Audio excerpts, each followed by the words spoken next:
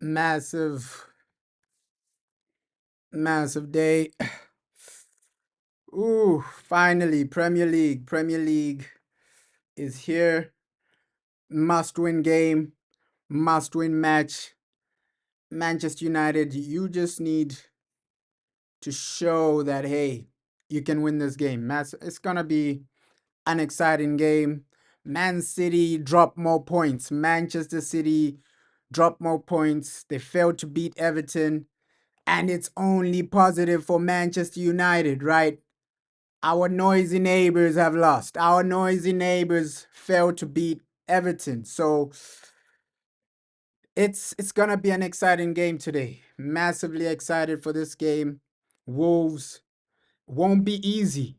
Wolves won't be easy, but Man United, your job is just to get over the line, right? And just beat these guys. You gotta win and just entertain the fans. I know we're away from home, but a team like City, they're failing to win. Teams like Man United, you gotta actually capitalize when these guys actually fail, when these guys actually flop, when these guys actually. How you doing, bro? How are you doing? Happy Boxing Day, massive day for Man United. Man City failed to win, and we're going in the right. I think we're gonna win this game, right? Obviously, our previous game we failed to win it. We failed to win our previous two games, but today I think we're gonna get over the line, right? A lot of games today. Chelsea are playing right now. Other teams are playing right now. Man City lost. For Man United, your main priority is to just get those 3 points, right? An early goal, this and that. Of course, it's extremely early. The Chelsea game has just started. Let's hope they lose as well. Man United, wow, wow, wow, wow. And some reports have also come out that, hey, Marcus Rashford, his preferred destination is Barcelona. I think he's a bit delusional if he thinks he's going to go to Barcelona. Marcus Rashford, how are you going to go to Barcelona? That's the main question. Hopefully, we can get a good result, bro. Hopefully, we can get a great result today, right? Marcus Rashford thinking he can go to Barcelona. I don't think Barca want to sign a player like Rashford. There's no way in hell that, hey, Barcelona are gonna sign Marcus Rashford. That's not gonna happen. But sources are saying that that's his preferred destination. Overall, the Marcus Rashford situation is. We just need to get rid of this, right? Because it's just bringing more drama. It's just bringing more issues. I think the sooner you can sell Marcus Rashford, the better. How you doing, bro? Massive game. Happy Boxing Day. We need a win. We need the 3 points. And with Boxing Day, it's always exciting, especially like when the games are there.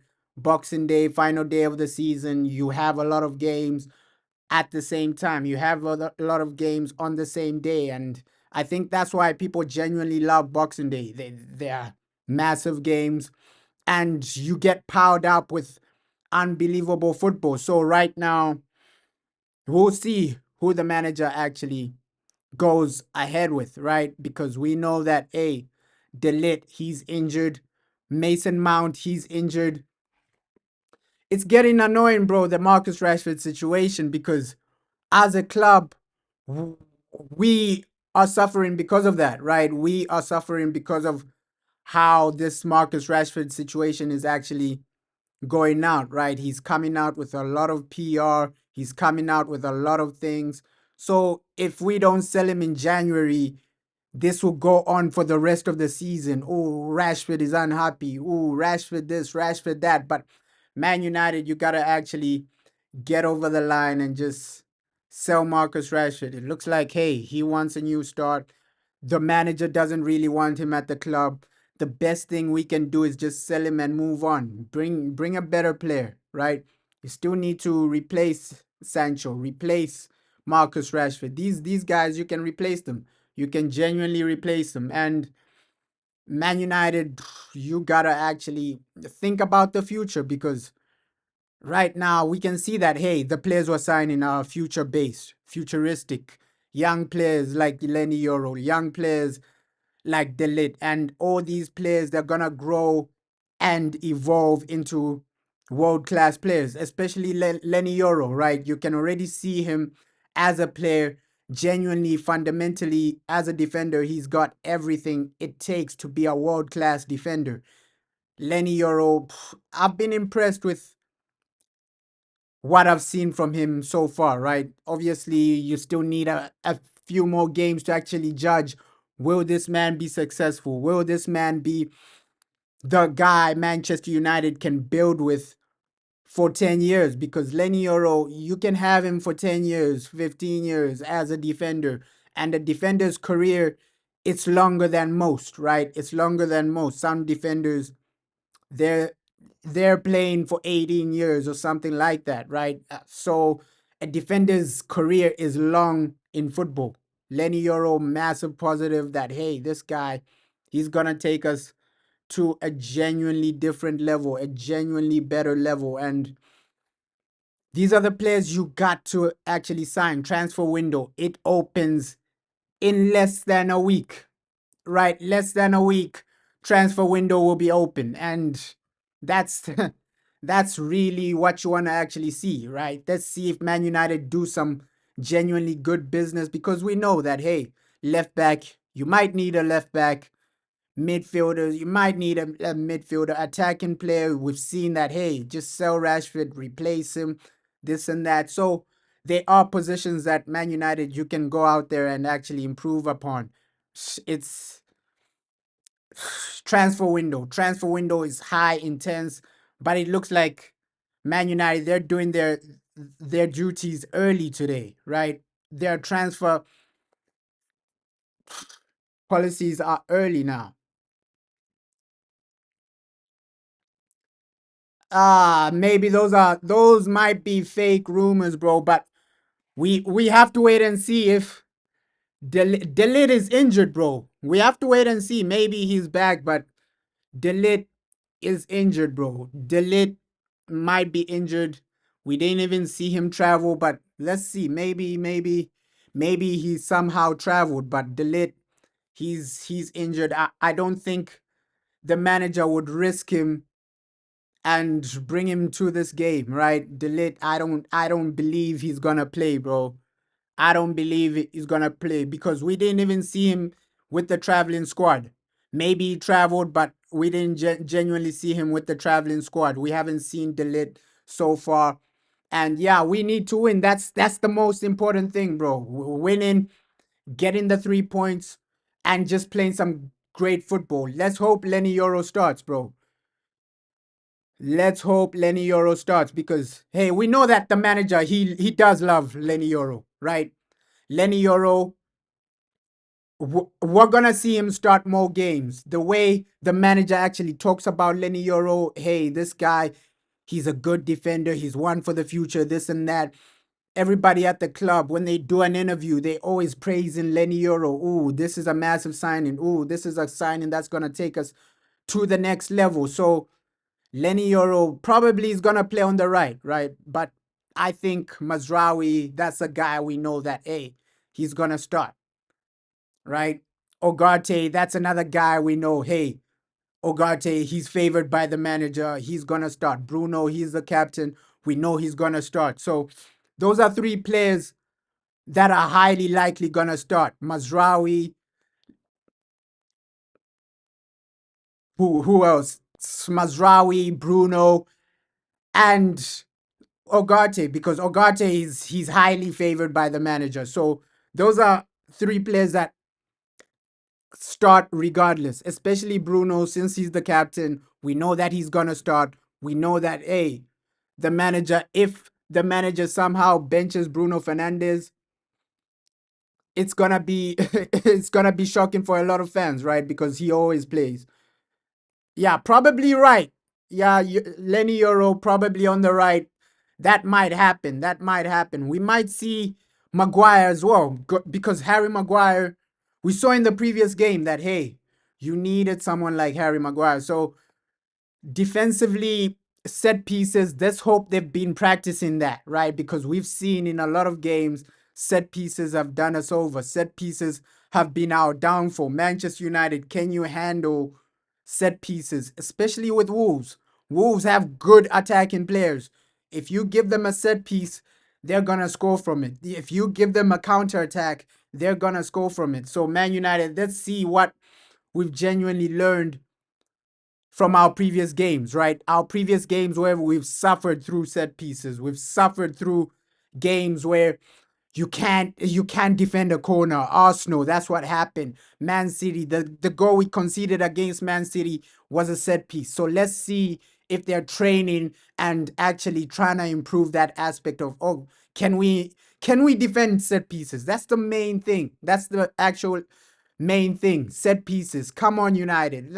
We all want to see us win, but Wolves, it won't be easy. These guys will be a bit tricky because Wolves, for me, they're that type of team you can never write off, especially the attack they genuinely have. Yeah, Bruno, bro, Bruno taking corners.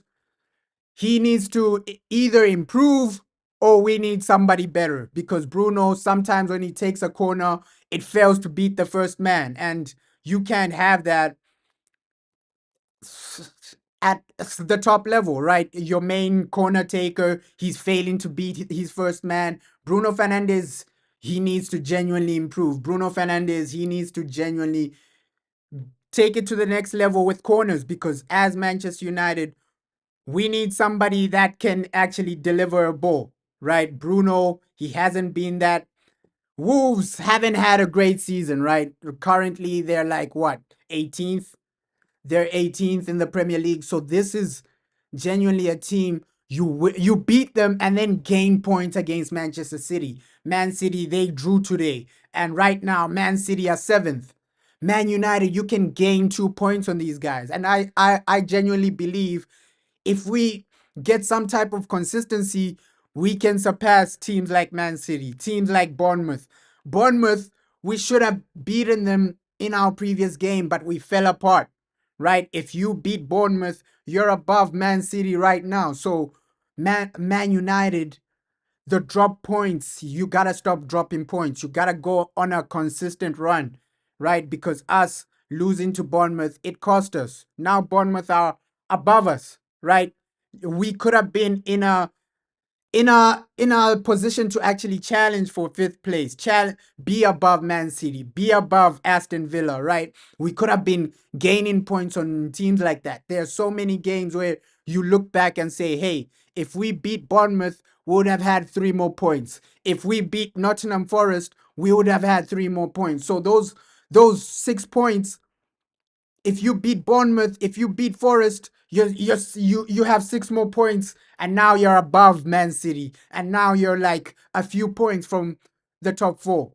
Because this top 4 race is so disorganized right now. It is so disorganized right now. So those are 2 games you look back and say, hey, if we beat Bournemouth, if we beat Nottingham Forest, we would have been in a top 4 conversation. But now we're still trailing. We're still in 13th place. The positive thing with Ruben Amorim is that he understands where we are right now, right? He understands. He's trying to actually evolve. He's trying to actually take us to the next level, and he understands our biggest worry, right? That's the problem, bro. Consistency under these players is a massive issue because we are looking for something consistent. We are looking for something consistent. I hope we dominate against Wolves. We need these points because Wolves, you beat them, you gain some points with Man City, right? You gain 2 points off of Man City. They drew today. These points are massive. And Man United, you just need to go on some type of consistent run. I know these players, they've never shown us consistency for like 3-4 seasons. The last time we saw like a consistent run for like 10 games was probably under Oli, right? Oli as interim. That's when we saw like a consistent 10 games. You're consistently winning for 10 games, right? After they gave Oli the job, these players, they became inconsistent as well. And I know they're a lot of new players right now, but it's becoming like a culture at Manchester United. Inconsistency is becoming a culture, it's becoming a habit, it's becoming regular. So you gotta actually cut that out if you wanna compete at the top level. Because hey, Wolves, defensively, they can turn up today. Offensively, they can turn up as well. So it won't be an easy game whatsoever. It won't be an easy game, but Man United away from home, you got to do something. You got to actually try to beat these guys. You winning this game would determine a lot about this season because you can still get into the Europa League. And as Man United, Europa League should be your main focus. Europa League.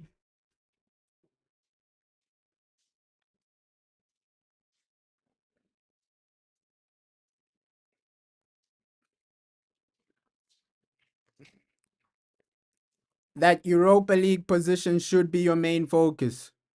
Manchester United, like you gotta just do something. Hey, big up, bro. How are you doing today? Let's hope we win. Let's hope we win. Hope you're enjoying the holiday season. Hope you're enjoying Boxing Day. And yeah, I think the Chelsea game is also on. So yeah, let's hope they lose today. But for us as Manchester United, it's about just taking your opportunities, right? Take your opportunities, go to the next level. These guys are not invincible, Wolves, because their defense, they're in a relegation battle for a reason. Man United, you need to capitalize on that, right? These guys are struggling for a reason. These guys are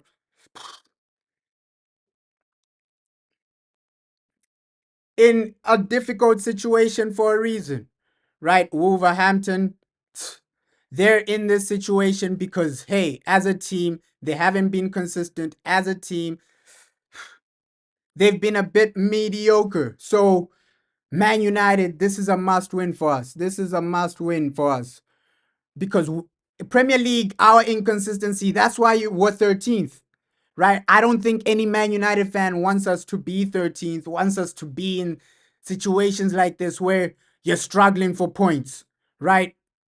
You're in the bottom half of the table. Overall, I think a lot of fans believe in Ruben Amorim, but we gotta give him time. We gotta give him time because he came into a difficult situation, an extremely difficult situation because these players, we know that hey, a lot of them are inconsistent. A lot of them are not good enough. And for Man United, that summer transfer window, you gotta take it to the next level.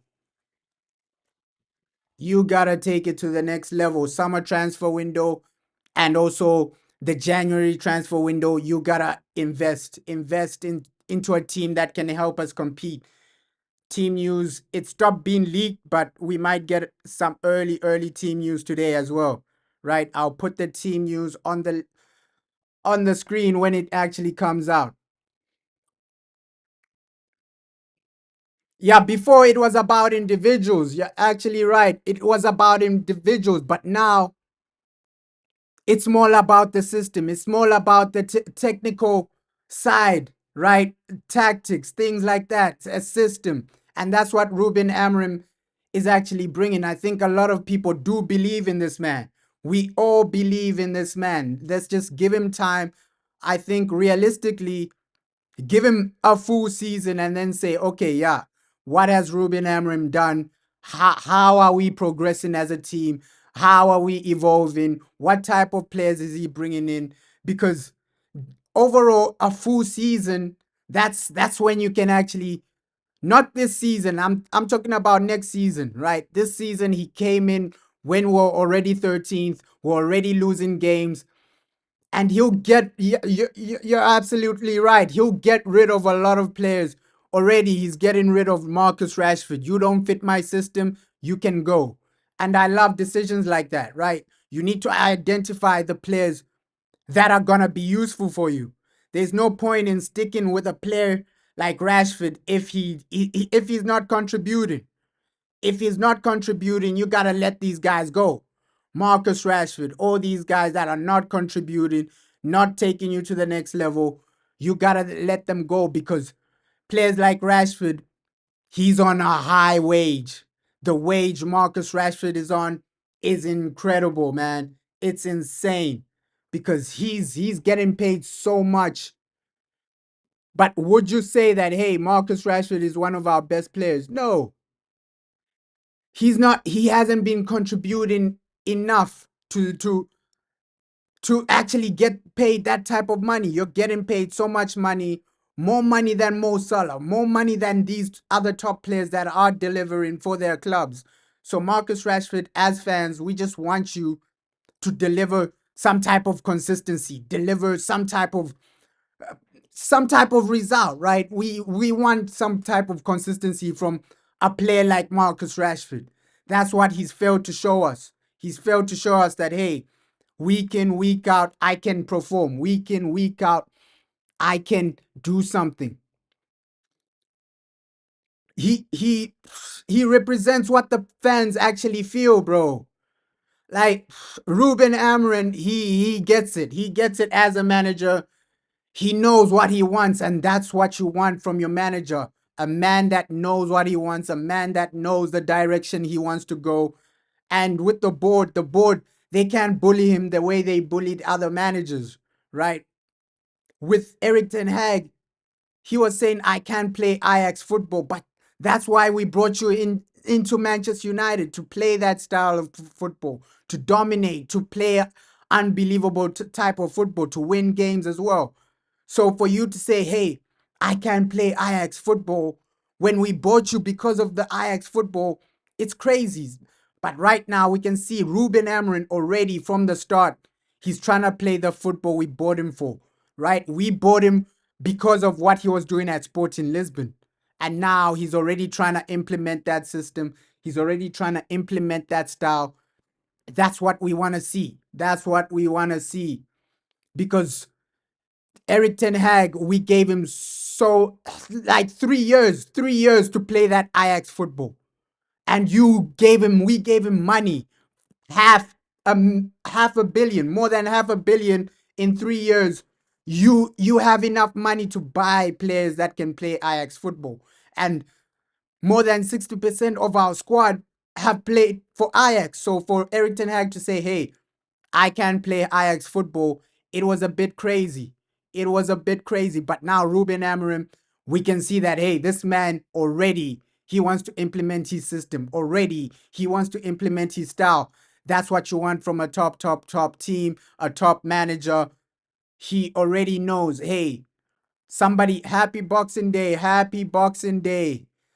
Happy Boxing Day. Somebody like Ruben Amorim, he's taking us to the next level. In a few years, we're going to be like Liverpool, competing for certain trophies. I genuinely think if this man had preseason, we would be in a conversation for top four. Genuinely, because his system is a bit harder to learn, right? It's a bit harder to learn. You can see that in some cases, our players are still adapting to what this man wants them to do. But in some situations, they still have that old mindset, right? Of they're not in the right position, they're not making the right runs. They still have that old mindset. So it's gonna take some time for some of these players to adapt to the new system. But I genuinely think if this man had a preseason, we would have been in a much better situation. A better situation. Let's not get smashed. Let's not get smashed, bro. In 2 summers, we will be ready to compete. 2 summers, 2 preseasons. I think even next season, give this man a genuinely good preseason to implement everything he wants. Because you can see that, hey, he still has to work on set pieces, improving set pieces. He still has to work on, hey, some of these players, their passing skills are extremely low, right? Their passing ability is extremely low. Their passing skills are extremely low. So the manager, he still has to replace some of these players because you can see genuinely passing range from a lot of our players. It's not there. Some of them, they can't pass from defense to the attacker. It's extremely hard for some of their players. So he still needs to get in players that have a better passing range, that can actually press for 90 minutes. Players like Christian Eriksen, he can't press for 90 minutes. So those are players you gotta actually move on from. I love Christian Eriksen as a player, but if you want him to press and in a pressing system, he's not the guy. He's not the guy.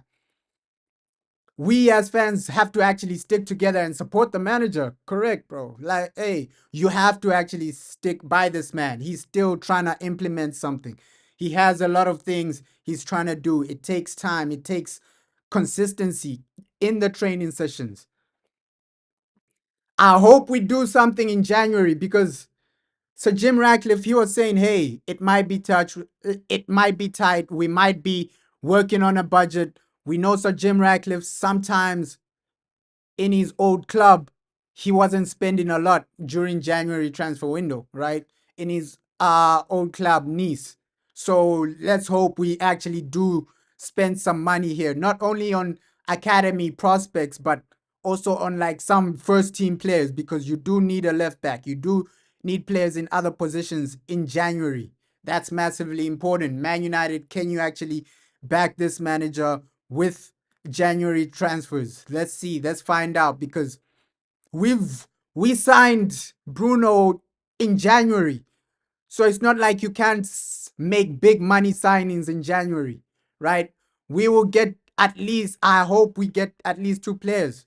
Left back, midfielder, we need those. We need those. Because if people remember, Bruno Fernandes, he came in January and he wasn't cheap. So we can make transfers in January, big name transfers, big name signings. And with Chelsea, they signed Enzo Fernandez in January. So January, a lot of people think, hey, you can make genuinely good signings, but other teams are doing it. We've done it before. So let's just go into this January transfer window looking for better players, looking for better individuals to come in and take us to that next level. That next level is everything for Manchester United, right? It's everything for Man United. And just a few more minutes, and then team news will be out. We remember away games, the team news is leaked faster, right?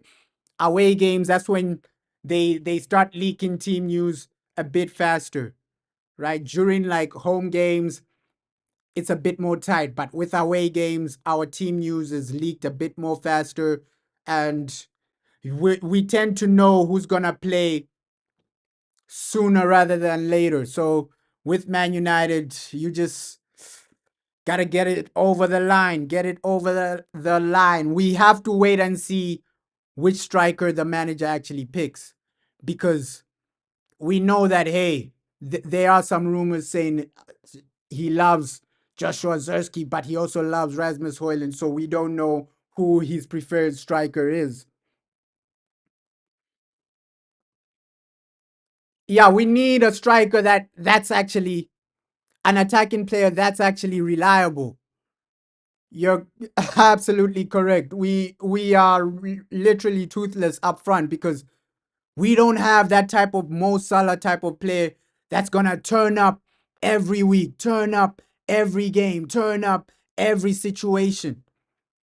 We don't have that type of player turning up every week, turning up every moment. Either it's with a great performance or a goal or an assist. We don't have that, right? Other players, they have other teams, they have that type of attacking player. Liverpool, they have Mo Salah, who's gonna turn up most times in the month.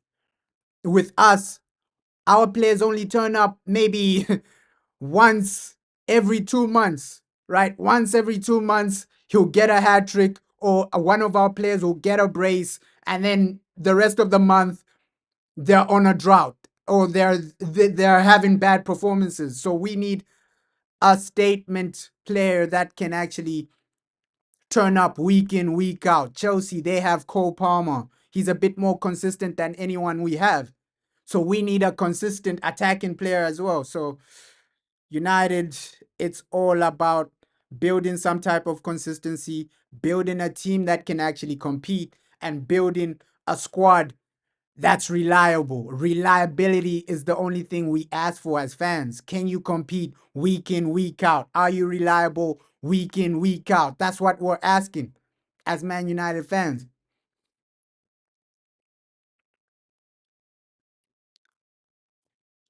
Yeah, we need a striker that has both though. That has both attributes of Rasmus Hoyland and Joshua Zerski.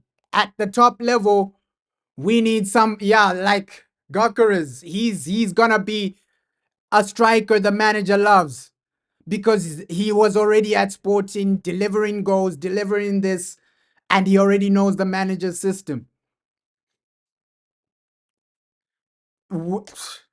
We just need somebody that can show up, bro. We need somebody that can show up. Sometimes our players, they're not consistent. We can all agree and say, hey, these guys are not consistent. Some of them have talent, right? Some of our players genuinely have talent, but consistency, they don't have that. They don't genuinely have consistency, and talent without consistency is useless because you won't be able to compete week in, week out at the top level without consistency. Some type of consistency, you won't be able to win those major awards, those Ballon d'Or awards. You need consistency to win those major awards as an individual player. So at our club, we have good players that lack consistency. Some of them are just horrible players, right? Some of them, they have no technical ability, they have no consistency, they have no skills. So we have a lot to work with. Manchester United, January transfer window, that's where you have to start. And then the summer transfer window, you at least build a team. And we heard what Sir Jim Ratcliffe said, that hey, he wants in 2 years to see us competing for the league. We saw that statement from Sir Jim and the board. Omar Barada, hey, we have a 3-year plan. From now until in 3 years, we have to compete. We have to be in the conversation. We have to win a Premier League. That's what Omar Barada and the board have actually said, that they will back this manager in order to compete in 3 years. They've actually given Ruben Amorim a 3-year plan, right? A 3-year time period. Hey, can you win us something major in 3 years? If not, they might fire him. And that might be the right thing to do. That might be the right thing to do. You give a manager 3 years. Okay, is there progress, right? First season, have you made some progress, tactical progress? Second season, is there progress? Is there something we can actually work with? Are you bringing in players that we can actually work with?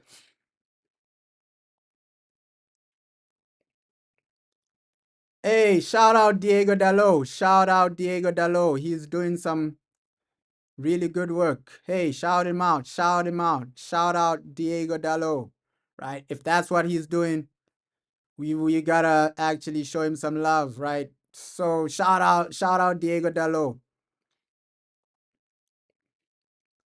I think with Ruben Amorim, he already knows the type of players he wants, right? He already knows the type of players he wants, and we're gonna bring in players that are competent, that are consistent, that are better than what we have right now. Because what we have right now lacks consistency. You can't win a league or a Champions League with inconsistent players. Yes, you can win an FA Cup, you can win a Carabao Cup, but the big major trophies like the Premier League, you need consistency. You need 3 points almost every game, right?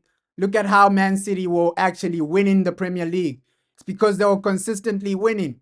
With our players, this game they turn up, the next game they don't turn up. You can't win a Premier League like that. So you gotta actually bring players that are consistent for majority of the season.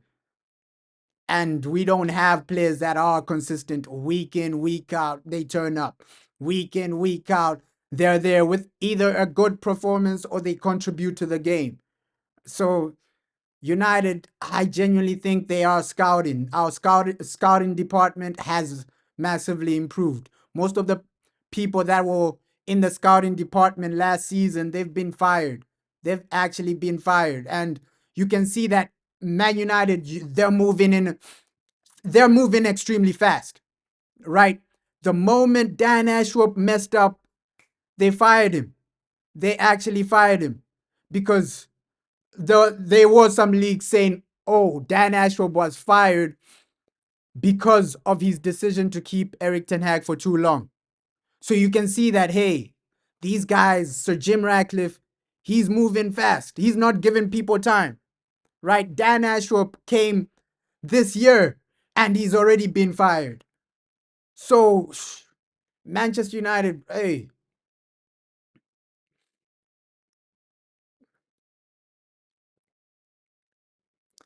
yeah, bro, Manchester United, but we used to be like terrifying as a team. We used to be terrifying as a team. A lot of teams used to be scared of coming to Old Trafford, but now that fear is gone. That fear is gone for Manchester United. Now every team will come visit Old Trafford and think, hey, we can get a win, we can get a result. But next month is when it gets hard for Man United because next year, 2025, January, you're playing Liverpool, then you're playing Arsenal. So it's back to back difficult games, back to back insane games. You're you're not given time to rest. You're not given time to breathe. Next year, you gotta show up right now. You gotta turn up right now. So this game overall, it's a chance for us to gain some 3 points because come January, you're playing Liverpool on the 5th. I believe it's the 5th. Let me just check and double check. Yeah, 5th of January, Sunday, you're playing Liverpool, right? After Liverpool, you're playing Arsenal in the FA Cup. So already 2025, it starts extremely it's extremely difficult for us, right? It's gonna be extremely hard, a hard start because on the 30th of December, you're actually playing Newcastle. After Newcastle, it's Liverpool. So those are two back-to-back games that are difficult.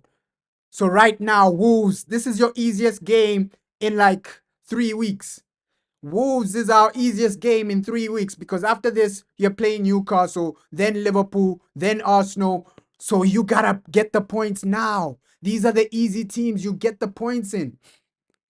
Yeah, he needs to come in January, if we're being honest. But will Sporting let him leave their main striker? They'll demand over 100 million, right? To let their main striker leave in January, they'll demand over 100 million or over 80 million. You know how these clubs are, right? Especially in January. That's why it's harder to get players in January because the clubs, they demand so much money for their players in January. You gotta pay over 80 million, over 100 million.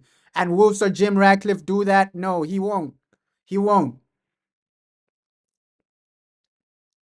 I think the Glazers still have power, bro. The Glazers still have a lot of power. So Jim Ratcliffe, he has power, but not as much as the Glazers because there are moments when Sir Jim Ratcliffe wants to make a decision that might affect us financially, and then the Glazers cut that off, right? The Glazers actually cut that off because right now, Sir Jim Ratcliffe, he's making decisions. The Glazers are okay with it because it's making them more money, right? Cutting out the Christmas party, cutting out transport expenses, cutting out expensive players. That's making the Glazers more money, right? Lowering down our budget. So the decisions Sir Jim Ratcliffe is making, the Glazers are okay with it because it's making them money. It's genuinely making them something. It's taking them to the next level, bringing them more money, bringing them. So with Sir Jim Ratcliffe, him and the Glazers, they still have more shares than Sir Jim. So if he does something they don't like, they won't approve it because every decision, like Sir Jim Ratcliffe makes, he has to consult the Glazers. Hey, is this okay? Hey, is this okay? Hey, financially, is this okay? So I don't think he has too much power, Sir Jim. He barely has power. Compared to the Glazers, he barely has power at Manchester United because these guys they're still making the massive decisions. The Glazers are still making those massive decisions, especially PR wise. If Sir Jim makes a decision that affects our profits, the Glazers will cancel that decision. So Sir Jim, he doesn't have as much power as people think, right? He's still under the Glazers. He's still That's why I think a lot of people wanted Qatar. People wanted Qatar because these guys, they're gonna buy the whole club. They're gonna buy everything. No Glazers, no this. They're gonna build a stadium, announce a new stadium. But hey, Sir Jim Ratcliffe, he's still doing something. He's still doing something under restrictions, under the Glazers' restrictions. So we still have to give him the time he needs, right? He's still doing what he needs to do. He's still trying to evolve the club. And with the way we're giving the way we're giving Ruben Amorim's time, you got to give Sir Jim Ratcliffe some time. If in 3 years we're still mediocre, we're still not competing, you got to look at Sir Jim Ratcliffe. Hey, Sir Jim, what are you doing? You promised us this. You promised us a new stadium. 3 years later, still no stadium. 3 years. So in 3 years, you can judge Sir Jim Ratcliffe. Right now, it's extremely hard to judge him because it's the beginning of his era, right? His first year, all these guys, their first season, their first year, they're still trying to do something. They're still trying to implement something substantial, something long term. So let's see. Team news. Are there any leaks by now? We know that, hey, there are 3 players that are not going to be there. Delete, Luke Shaw, of course, Rashford, of course. But we're trying to just see, hey, any early team news.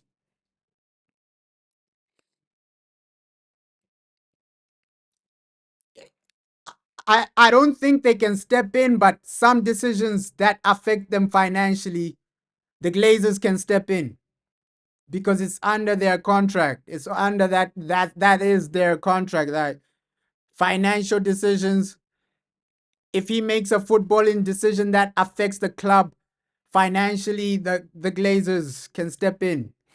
It's under their contract, bro. These guys still have a lot of power, the Glazers. They're not gonna allow Sir Jim Ratcliffe to come in and just have all the power, right? They made a contract with him that states, hey, if you make massive decisions that affect us financially, we can step in. And that's under a contract. And if Sir Jim Ratcliffe doesn't follow that contract, he can be sued. The Glazers can genuinely sue him and then kick him out of the club, out of the ownership. So with board things like this, business things like this, they always have contracts. They always make you sign contracts that detail everything you can and cannot do. So Sir Jim Ratcliffe, yes, he has power, but he signed a contract that, hey, can get him sued if he doesn't follow it, because the Glazers, they still have a lot of power. They still have a lot to say, right? They're still doing a lot that impact our club. The away team, overall, the whole team has arrived, and we're just waiting to see who actually starts. That's the major thing. That's the major thing. The team that started against Bournemouth, were they bad? During the second half, it was horrible, right? Because for you to concede 2 quick goals the moment the second half starts, it destroys you. So today, can you keep a clean sheet? That's the main thing. That's the main question for Manchester United. Keeping a clean sheet and getting the 3 points, because we've been in a lot of situations where we go into games as the favorites, but we fail to get over the line. It's either a draw or a loss. And today it's all about the 3 points because our next few games, they're extremely difficult. Newcastle, then you go to Liverpool, then you go to Arsenal. Three massively difficult games in the next month. Can you actually bring in some type of consistency? Right now, this win, it's going to give you some confidence for the Newcastle game.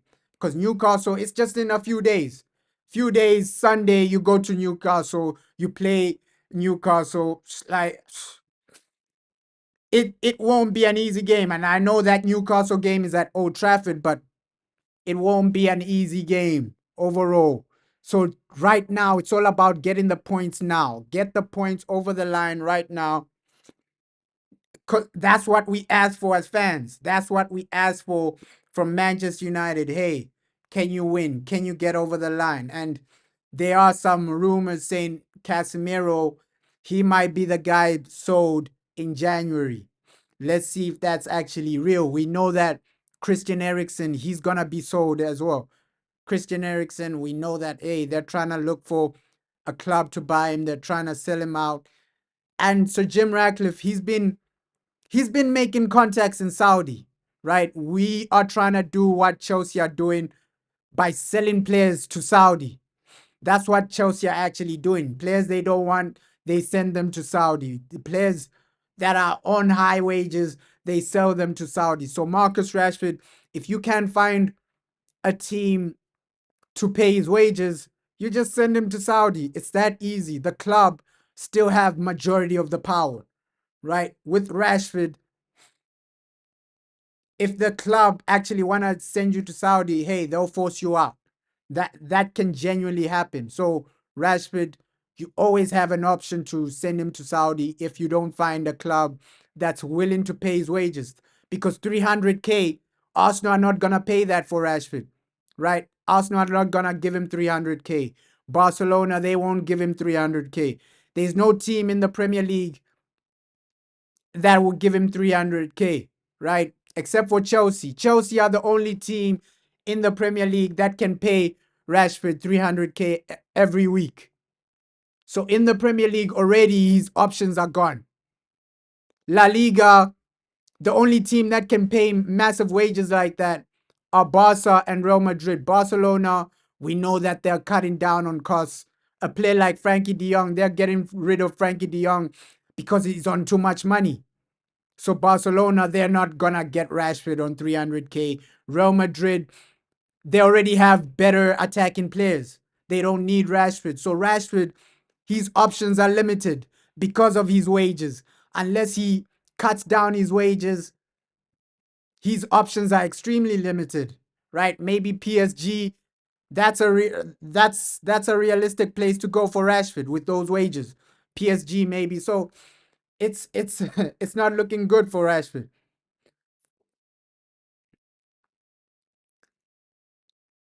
Yeah, that's how it feels like, bro. But you already know, like these new manager bounces, they can do you over. They can do you over. Wolves can do you over like that, right? Manager bounce, all this, all that. We don't know how this manager actually plays. So how he's gonna play with Wolves, it's it's it's unknown. So this game, it's gonna be extremely harder than we expected because hey, now they have a bit more confidence. They have that new manager bounce, everything like that. So it makes the game way harder. It makes the game way harder because one, tactically, you don't know how they're gonna set up. You're still guessing. You're still trying to find out. So with Wolves, the aspect of their new manager, it makes the game harder. It makes the game harder because you don't know how they're gonna set up. You don't know what type of style he's gonna come in and implement, right? He might just stick with the old style, or he might implement his own, or he might actually change it. New players, so it makes it harder. It makes it harder for us, but we should be able to get over the line. All I want to see is just a good defense. I know that Delete won't be there. a good defense, a good midfield setup, and let's hope our attacking players turn up, because in a lot of situations we get too many we get opportunities, but our attacking players, they need 5 6 chances to score one goal, which always comes back to bite us, Man United. With the attack, we genuinely do need to improve this attack, because if you need 5 6 chances to score one goal, you're not good enough for the top level, right? That's the situation with Rashford. Sometimes he'll need 5 6 chances to score one goal. That's the situation with other attacking players. So we need to genuinely improve in the attack as well. Summer transfer window, you need attacking players that are consistent, reliable, and they turn up on a regular basis. Because with Man United, some of our attackers, they're missing basic chances, basic one-on-one. He's one-on-one with the keeper, but he either skies it or the keeper saves it. Other players, Mo Salah, he's one-on-one. You already know it's a goal. So Man United, you need to get into a situation where you know, yeah, this guy, he's gonna score today. This guy, he's gonna score today. So breaking. Ah, journalists are breaking news that we already knew, right? They're actually coming out here to say, hey, Marcus Rashford is not expected to be in the Manchester United squad. We already knew this, that Rashford won't be in the Man United squad. We already knew this. And even in the press conference for this game, the manager said, no, Rashford, he's not playing because of me. I don't want him to play. It's not because of Rashford. I don't want him to play. It's game over for him. We got to sell him. She didn't say we got to sell him, but you genuinely know that, hey, the manager, he's trying to sell Rashford. He's genuinely trying to sell Rashford. And that's the ruthlessness you need at a top level club, right? You already know, okay, Rashford, he's bad for the environment. He's not actually helping himself. He doesn't want to turn up. He doesn't want to train harder than other players. So there's no point of us keeping you. Oh, Rashford, man. This Rashford situation just needs to go, because it's causing us so many headaches. It's causing us so many problems. Of course, Rashford as a player, you want him to succeed because he's from the academy, this and that, but sometimes you just have to let go, right? The guy's on the decline. You got to let go. You got to find somebody actually better. You're the number 10, so you should be the guy we're relying on, right? Week in, week out, we're relying on you, our number 10, our creator, to be the number 10, you have to be the main man.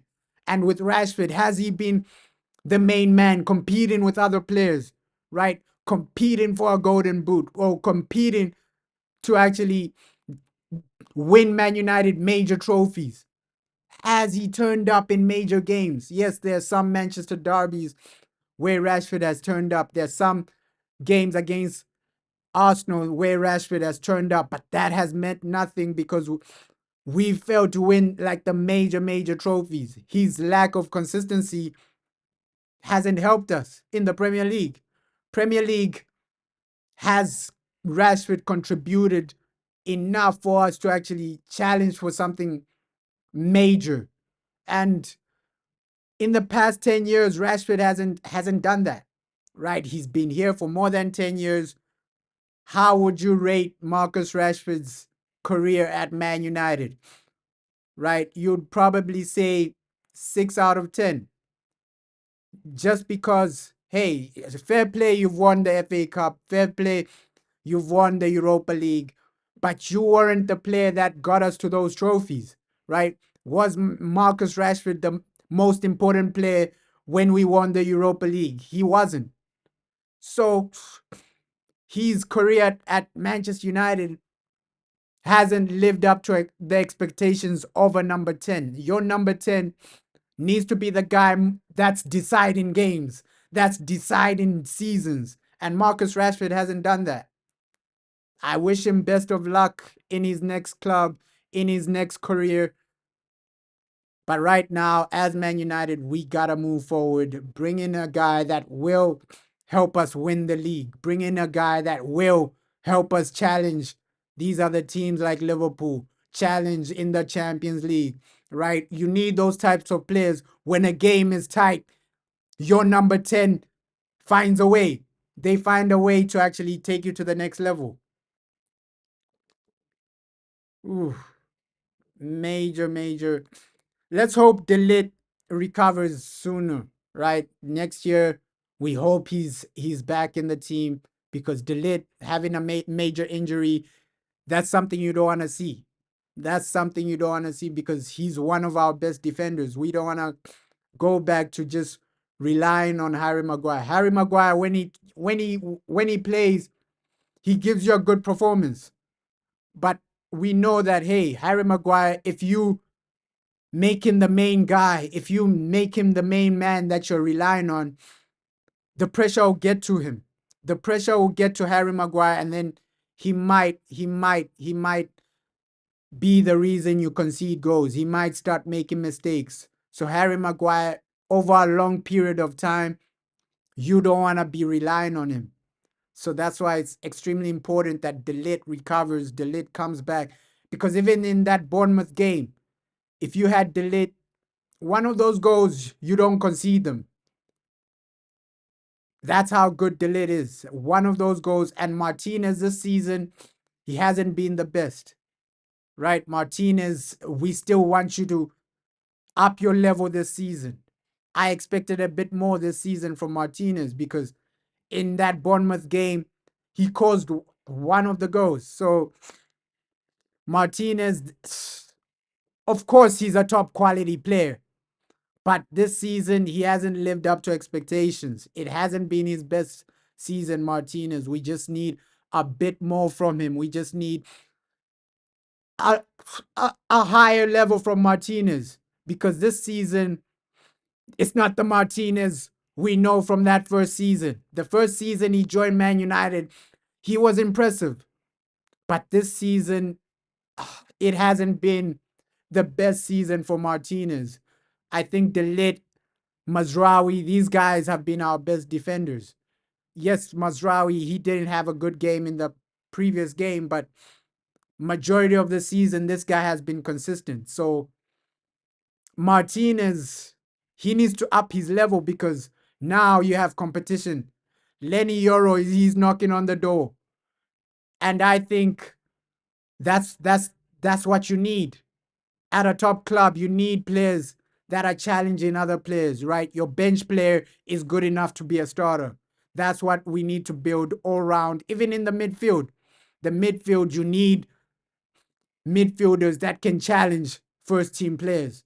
And in the midfield, we don't have that, right? Christian Eriksen, for 90 minutes, we know that, hey, he's going to get tired. He's going to gas out. He's going to phase out of the game. So Christian Eriksen, if he's not attacking, if he's not in that number 10 role,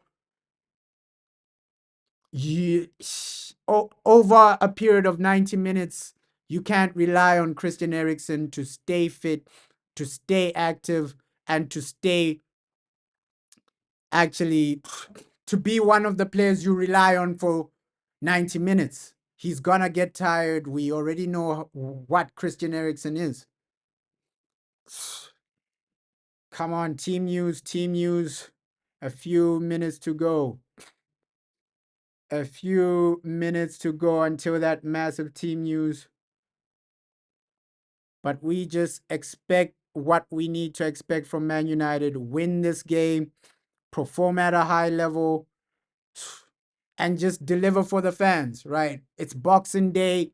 A lot of fans, they just want to see good football, a great performance, and goals. Some great goals will really help us smile, will really help us enjoy this unbelievable Boxing Day, right? You're still in the festive season. You're still in, like a lot of people are on a holiday, things like this.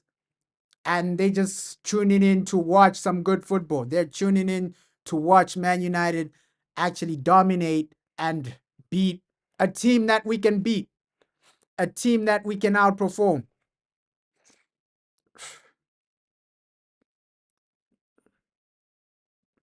Looks like, hey, the Chelsea game. I hope Chelsea do lose, but it's unrealistic. It's unrealistic. Fulham, yes, they're creating some chances, but they're not doing enough to score the goal, to score that equalizer.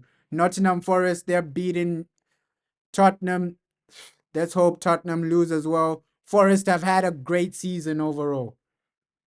But for us, it's about us winning, going up that table and challenging. Just waiting for that team news. Team news almost on the way. Let me prepare the visuals for the team news. Mm. Ah, we just need a win today. A win. How you doing, bro? How are you? How are you? I think a lot of people are genuinely confident that we're gonna win this. They're genuinely confident that we're gonna win this. And there were some reports that, hey, Gary Neville, he might lose it if we don't win today, right? Obviously, Gary Neville, we know how influential he is. A lot of the players watch what he say.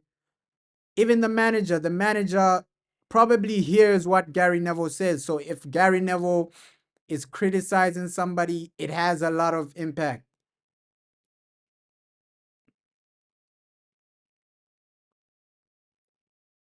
I think combination in United's backline, my preferred combo might be, hey, you have Delit, you have Lenny Yoro, you have Mazraoui, but Delit is injured, bro.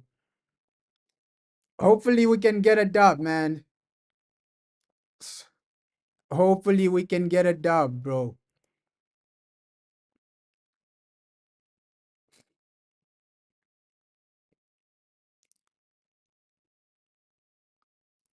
The drop off for Man City has continued, bro. And I think every fan is loving this. Every fan is loving this drop off for Manchester City. And Guardiola doesn't he won't get fired, right? After winning Man City a treble, I think they'll give him a season. They'll give him this whole season. And we know Manchester City in the summer they're gonna spend a lot of money. We know that, hey, they're gonna go all out in that summer transfer window. Guardiola, he doesn't get fired. He's won their board over, right? They obviously know that, hey, Pep Guardiola, he's a guy that knows a lot behind the scenes, right? Those 116 charges, those 115 charges, hey, Guardiola probably knows what's going on. So if they fire him, he might talk. He might talk, Pep Guardiola, because he probably knows that, hey, there's something dodgy happening at Manchester City. And they can't let him go. They can't let Pep Guardiola go, right? He knows too much. He knows too much about Man City behind the scenes. They're not firing him and then bringing him a normal manager. Right now, their club is going through so much court cases. They're losing games. They're drawing games.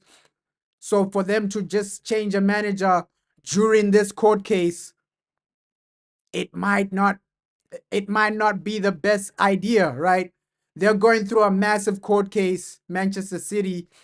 So they're going to stick with Pep Guardiola because they know, hey, Pep Guardiola, we know he's not going to tell any of our secrets.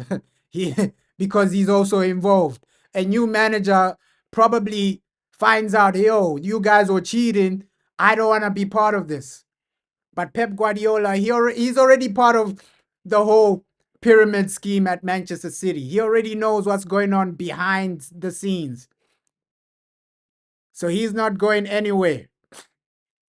Breaking news. Ooh, Delit is actually back. Some breaking news. They're saying Delit is actually back. Let's see if that's actually true. Let's see if that is actually true. Apparently, Delete is actually back. Let's see if that's actually true. Let us see if that is actually true. We'll wait and see. Team news. We're just what? 10 minutes away from the team news. The official team news will be out. And yeah, some reports saying that, hey, Delete is back. This is coming from Manchester Evening News. They're saying Delete is back. Let's see if that's actually correct. Let's see if that's actually right. Right. So Delete, is he back for this game? Is he gonna start? Let's see if the reports are actually correct. But it is some breaking news from the Manchester Evening News. So Delete, we hope he is back for this game. We hope he is fit enough, because we also have a good video that has come out. Let me put it on the screen. A good video that has come out. Let me put it on the screen. Let me get this video out on the screen for the people to actually see. Good video of all the players that have actually arrived. Let me put this video on the screen so that people can actually see this. And yeah, we're moving forward. We're moving forward as a club. It will take time. It will take patience as well, right? Let me just get this video up and running so that the people actually see, okay, these are the players that have arrived. These are the players that are here. Let me put the video up on the screen. Really. And it's heavily raining in Wolves, man. It's heavily raining. Playing under the rain, it affects some players. We know that. We know that. Playing under the rain, it affects a lot of players. It affects a lot of teams.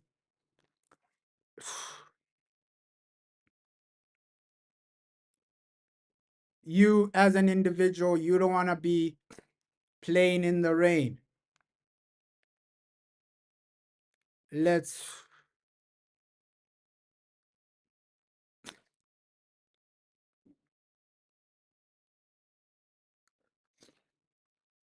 Okay, let me put this video up on the screen. Properties. Oof. Let's see. There we go.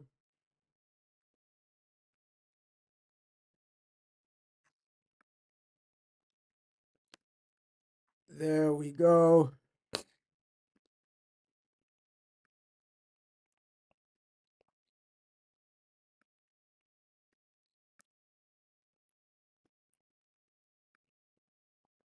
Okay.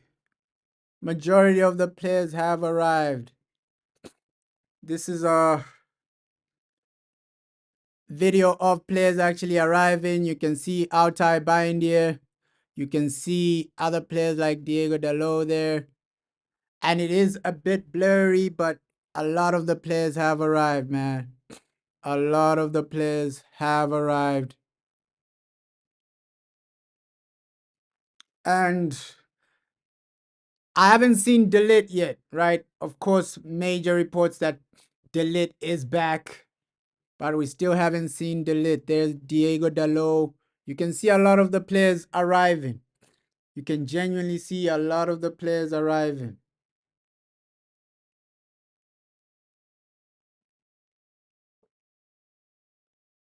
You can genuinely see a lot of the players arriving. It's raining. And these are conditions that actually make it hard for a team like Manchester United, right? These are conditions that make it extremely hard. Playing in the rain,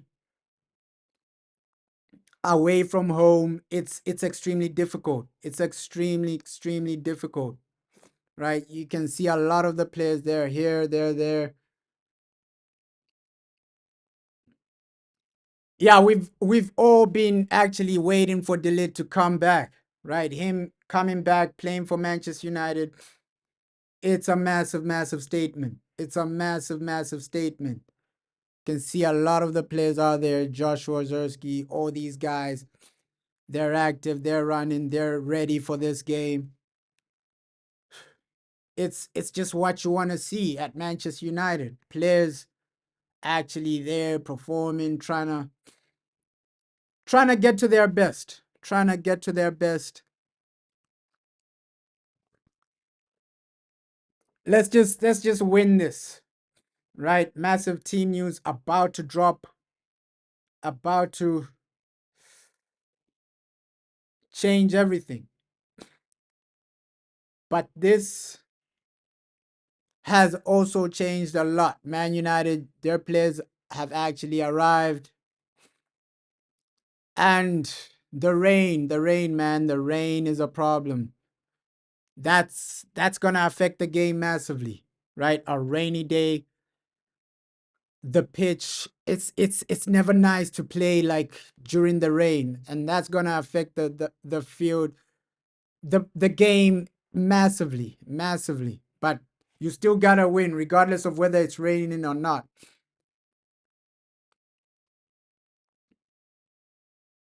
Yeah, last season it was raining a lot, bro. But conditions like this affect the game a lot, right? Raining, obviously, probably in an hour or so, this rain will reduce. We can see how heavy it is right now. But I've also like checked Google and checked like the weather. Okay, how is the weather gonna be in the next 1 or 2 hours? It's still gonna be heavy. It's still gonna be heavy, right? Because if you search on Google and search like the rain in Wolf, where the team are actually playing, it's still gonna be heavy during the game, right? So this rain, it's not gonna slow down. It's still gonna be heavy. It's still gonna genuinely affect us. And we know that, hey, weather like this, it genuinely does affect the game. It genuinely does affect the game. But as Man United, your situation shouldn't be, hey, let's complain about the rain. Your situation should be, hey, let's win regardless of what weather conditions, because we are the better team.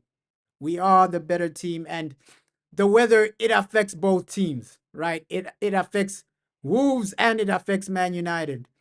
So that shouldn't be an excuse. Breaking news. The team news is actually out.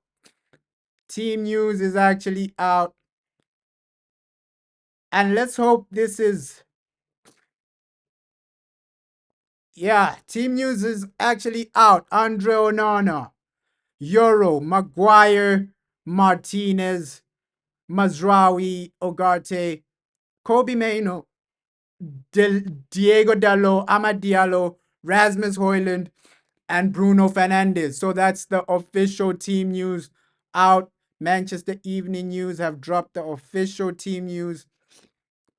So, wow, that's the official team news right there. Let me put it on the screen. Let me put it on the screen for the people to actually see. Official team news out and running. Let me put it on the screen by the side for everybody to see. No big shocking players that have actually turned up. This is the team news we actually expected. But we can see that, hey, it's a pretty decent team from Manchester United. It's a pretty decent team. This is a team good enough to win today. Let me put it up on the screen. Damn, this team news, at least it's come at a good time, right? The team news is out at a good time, at a good moment. Let me put it up on the screen. We're here, we're active. Great team news. Oh, I I just can't wait for this game, right? That's the major thing. This game, we just want to be entertained. We just want to see our team win. We just want to see Manchester United win this game and get over the line. Win this game, get over the line, and just do what you're meant to do. Still trying to send this team news on the screen. Takes a bit of time. Oh.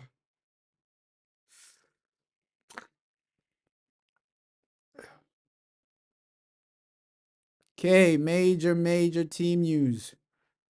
Major team news.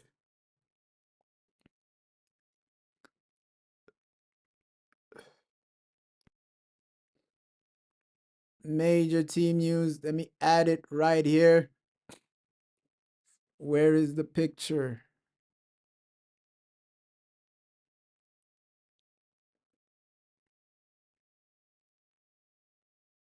I hope people can see it now. Team news out and running. I hope people can see this image right now. I've added the team news. And it's not a bad team. It's not a bad team, not a bad overall team. Onana, Mazraoui, Maguire, Martinez, Bruno. We knew that Bruno was going to start. He's still not delete, bro. So those rumors were fake, right? Those rumors. He's on the bench, though. Delete is on the bench, but the rumors that Delete was going to start were fake, But this is the official team news. This is the official team news. Lenny Yoro, he's starting. Diego Dalot starting as well. We knew that, hey, Diego Dalot, Bruno, these guys were going to start. It's an okay team news. It's an okay team. Ugarte, we knew that, hey, this man is going to start. He's really important to the system. He's really important to how we play. And he's genuinely important to our whole style, right? Ugarte at Manchester United, he's one of those players you know he's going to start. But this team news, I'm not surprised with a lot of the players that have started today. Genuinely not surprised. But another game, hey, it looks like Garnacho has been officially dropped because this is 3 games in a row where you don't start. So looks like he's been officially dropped. Yeah, maybe they've started Maguire because of the physicality of Wolves. Wolves have some physical strikers, and with Harry Maguire, you get some aerial discipline as well. He's gonna help you aerially. With Delit, he had an injury, so people have to remember that. Hey, you can't just start him immediately after a knock. Yes, it wasn't a major injury for Delit, but you can't just start him right after that, right? He had a knock in the previous game, and then that's why he's not really starting. Anthony on the bench, Garnacho, Zerski, Ericsson, we expected him to be on the bench, Johnny Evans. So the bench, you have okay players to come on in the second half. Will they make an impact? Let's hope we're not in a situation where you need the bench to make an impact for you to win, right? You should be winning this game regardless. You should be winning this game with the first with the lineup. He had an illness, bro. So probably they're trying to maintain that, right? Delit, he had an illness. Probably Man United, the manager, they're trying to maintain that. Right now, it's a good team news. Let's hope this team that has started are reliable today. Lenny Euro, great to see him start. And we've seen him in some cameos. He's been pretty decent. He's been pretty good. Let's hope we see that level today. Let's hope we see some type of performance from all the players. All the players. Bruno, you're the captain. Looks like Diallo might be playing in that number 10 role, right? Diallo, Bruno. Looks like we're sticking to that formation. of Diallo and Bruno in that number 10 role, because that might be the situation. Kobe Maino and Ugarte are in that midfield too, and then Bruno and Amad Diallo are in the number 10. So this formation, this lineup, it doesn't really shock me. Let's just hope the players that are playing today with get a result, right? Get a massive result. We need that team news. We need a massive team news. And Malacia isn't injured. He's just not in the lineup. That has been confirmed. Malacia isn't injured. He's just not in the lineup. So Tyrell Malacia, he's not injured. He's just not been selected. Just like Marcus Rashford. Rashford isn't injured. He's just not been selected. So those are two players that aren't injured, but they haven't been selected. Garnacho, we've seen him fall out of favor. We've seen him fall out of favor with Alejandro Garnacho. So let's see what goes on with that situation. Will the relationship between Garnacho and the manager improve, or will we have to sell him the way we're selling Marcus Rashford? We'll see how that Garnacho situation will actually develop, because I think Garnacho is only on the bench because he won a major award for the bicycle kick he scored, right? We saw right after he won that award, he came back into the team as a bench player. But before that award was officially announced, he wasn't even in the squad like Rashford. So Garnacho, let's see how that situation develops. I think there's more behind the scenes with Garnacho and the manager.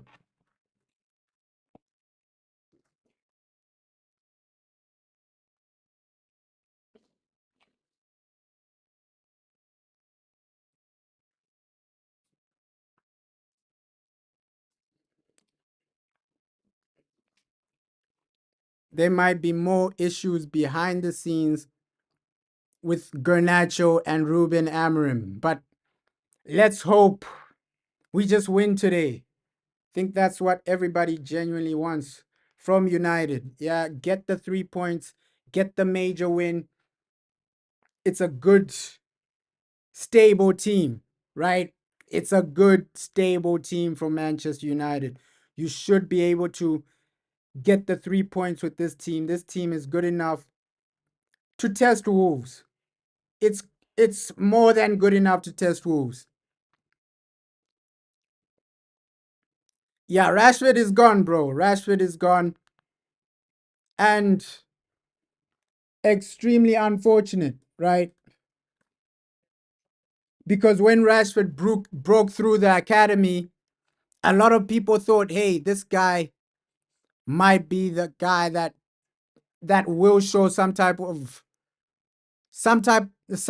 consistency, but that never happened. Rashford's career at Man United was a bit average, right? If you compare his career to other number 10s we've had, players like Wayne Rooney, other number 10s we've had at Manchester United, his career looks below average compared to these other number 10s, these other guys. So with Rashford, this situation, it just needs to end so that we can move forward. Andre Onana, we see why Andre Onana actually starts games, right? Our backup goalkeeper is actually worse than Andre Onana. So I know a lot of people, they don't trust Andre Onana, but our backup is a bit worse. So Man United, you need another keeper to challenge Andre Onana, just to bring some type of competition. Because yes, Andre, he's a good goalkeeper. But there will be some moments where he'll make a mistake, and genuinely on his feet, you can't doubt Andre Onana, but sometimes he'll make a mistake, he'll lose the game for you. But this season he has improved. He has improved, Andre Onana. He has improved. Mazraoui, we already know how how good this guy is. Week in, week out, he's turning up. Week in, week out, he's one of your best players. Week in, week out, he's a guy that you can be relying on to win you games, right? Either defensively or the runs he's making. He creates so much space for other players, Mazraoui. That's the type of player he is. That's the wow. Wow. But we can see that hey, the players arrived. It was like some windy situation, but the rain looks like the rain won't stop. And as we expected, Ahmad and Bruno are in the number 10 rows. Diego Dalot is actually on the left, Mazraoui on the right. That's what we expected. Lenny Yoro, he's the right-sided center back. Maguire in the middle, and Martinez on that left-hand side. So it's a team we actually expected. It's a team we actually expected. Let's hope they get over the line. Let's hope they actually win this game. And with Tyrell Malacia, reports are not saying why he's not even in the squad. It's not an injury. Maybe he's falling out with the manager, just like Rashford. We have to wait and see. Confirmation will confirm what's genuinely going on, right? But hey, we just want to see Man United win this. Great team news. You're playing a team that's going to be excited, right? Excited for a manager bounce, all this, all that. And they're going to be high in confidence. They're at home. Obviously, the weather, it doesn't help any of the teams. But as Man United, you should be able to get over the line regardless of the weather or regardless of how the conditions are. Right? Just waiting to hear what the manager has to say. Then I'll put that as well. The whole thing, the whole situation with Tyrell Malacia, it might be the same situation as Rashford. Because Tyrell Malacia and Marcus Rashford, they're close friends. They are close friends. Tyrell and Rashford are close friends. So it might be a situation where Tyrell Malacia, he's actually causing trouble for the manager because the manager has dropped Rashford. Because Tyrell Malacia and Marcus Rashford, they're close friends. So he's not being dropped because of an injury. It's just a decision from the manager. So behind the scenes, we might be having something major behind the scenes with Manchester United, right? Some of the players might be falling out with the manager, and let's hope that's not the case. Because already right now, Tyrell Malacia, maybe it's another situation. But for him to not even be on the bench, just like Rashford, we already know that, hey, Tyrell Malacia, he's one of Rashford's best friends. So maybe he's causing problems for the manager, and now he's been dropped. It's gonna be a crazy situation, Man United. We have to just get rid of Rashford as soon as possible. As soon as possible. Right? Bruno, his performance needs to improve today because in the previous game it was a below average captain's performance. You're the captain. We rely on you. We want you to be the best player on the field. We want you to be the best guy for Manchester United. And as soon as visuals come for Man United on the field, I will put them out there. I will actually put them out there, and so that people just see, hey, this is the situation. Diallo actually starting. Some more better visuals have actually come out. Let me put them out there. Let me actually put these out there. Better visuals are out. Man United.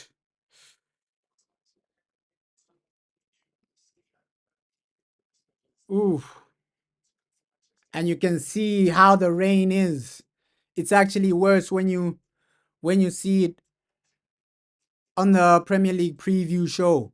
The rain is heavy. The rain is actually massive, right? When you if you're watching the Premier League preview show, you can see how the rain is. The rain is ooh, this might affect our win today. This might genuinely affect our win. The weather, the rain. I'm trying to get a better video so that people can actually see how major this rain is, how major the situation is, because we are actually, the rain is, it's insane right now. It's actually insane right now. Wow. I think this video on the screen that I've put out, it doesn't really do justice for how heavy the rain is. The rain is, it's extremely heavy right now. It's extreme. But as top players, you should be able to get over the line, regardless of how heavy the rain is. Some situations when it's raining this heavy, they tend to cancel the game. They tend to cancel the match. But I don't see that happening, especially on Boxing Day. Boxing Day, yeah, a lot of slipping and falling. That's what you actually get when with weather like this. Weather like this, it's constantly causing you a lot of problems. Constantly, it's gonna cause you some type of problem. It's gonna cause you a lot to actually ask questions about, because hey, this weather, you never want to play in such weather as a football player, man. It's heavy. Let's hope the moment the first half actually begins, the weather actually clears up a bit, but I don't see that happening. I genuinely don't see that happening. Chelsea looks like they're gonna win their match. Which is disappointing. Which is disappointing. Tottenham, their game is still tight for them. They're still losing. Still waiting to hear what the manager has to say. Wow, this game, let's just get the dub. Let's just get the W. We need these 3 points. Our Premier League position is horrible. Our Premier League goal difference is horrible. So these are the games you actually go up to the next level. To the next level. Just take yourselves to that next level and just try as Manchester United to do something reliable. Oof. Come on, United. Come on, United. This team, it gives me confidence, especially against a team like Wolves. Yes, they have a new manager, but they've been horrible this season. They have been horrible this season. Our team should be good enough. You should be good enough to beat Wolves. If you're not, it's extremely underperforming. That's underperforming. If Wolves get a result against us, you're underperforming. You're not doing what we expect you to be doing. Okay, Harry Maguire. Harry Maguire. Another start for Captain Harry Maguire. Let me get this video up on the screen.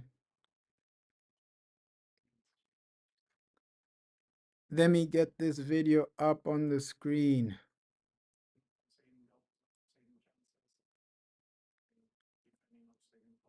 Come on, come on.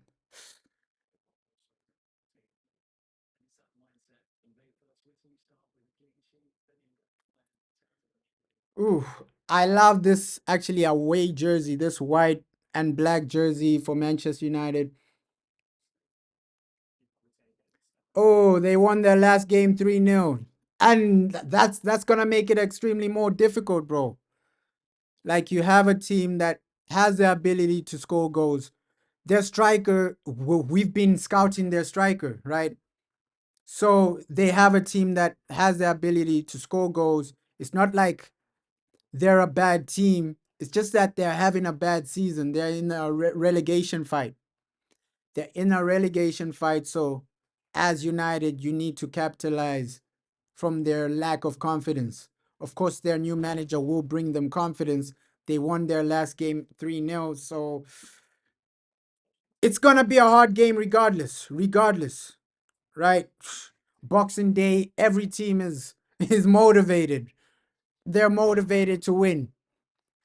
Right after Christmas, Boxing Day, these players are all motivated to actually win. This is the end of the season and Boxing Day. That's when you see high motivations in the Premier League. The final day of the season, Boxing Day, these are days where you see players actually motivated because hey, they're just Christmas was yesterday and now you're playing today. The excitement is there, the motivation is there. Boxing Day is a different type of beast. We should sign Kudus, but I don't think we we will sign him, bro. He's a good player. He's levels, kudos. We should have signed him over Anthony. For sure. We should have signed him over Anthony. But Man United, we failed on that. We failed on that. Not signing Kudus, we failed on that. Right? Because he would have contributed more than Anthony. Anthony for sure. When he was at Ajax, we thought, wow, this guy can dribble. This guy is playing like this. This guy is doing so much for for Ajax. But when Anthony came to Manchester United, it's been below average, right? He hasn't lived up to expectations. He hasn't been the player we thought he would be. He hasn't. So Anthony, for me, he's underperformed. I expected way more from Anthony. Ooh, 1-1, 1-1. Chelsea have conceded. Chelsea have conceded 1-1. We know that there are a lot of games today, Premier League, Boxing Day. 1-1, Chelsea have actually conceded. Oh my God. Oh my God. Yeah, Liverpool might run away with the Premier League. Liverpool might run away with the Premier League. 1-1 with 8 minutes to go. So Chelsea are actually drawing this game right now. Wow. Wolves are causing them problems. 1-1. 1-1. Chelsea are drawing their game on Boxing Day. But for us, we just have to focus on what we're doing. We just have to focus on what we're doing. Chelsea are gone. They're going to get top four. We need to be in a conversation to win the Europa so that we can get Champions League. Come on, come on. A few minutes until the manager speaks. It'll be interesting to hear what he has to say. And for us, we just need the 3 points. I want to hear why the manager actually left out Tyrell Malacia because that would be interesting.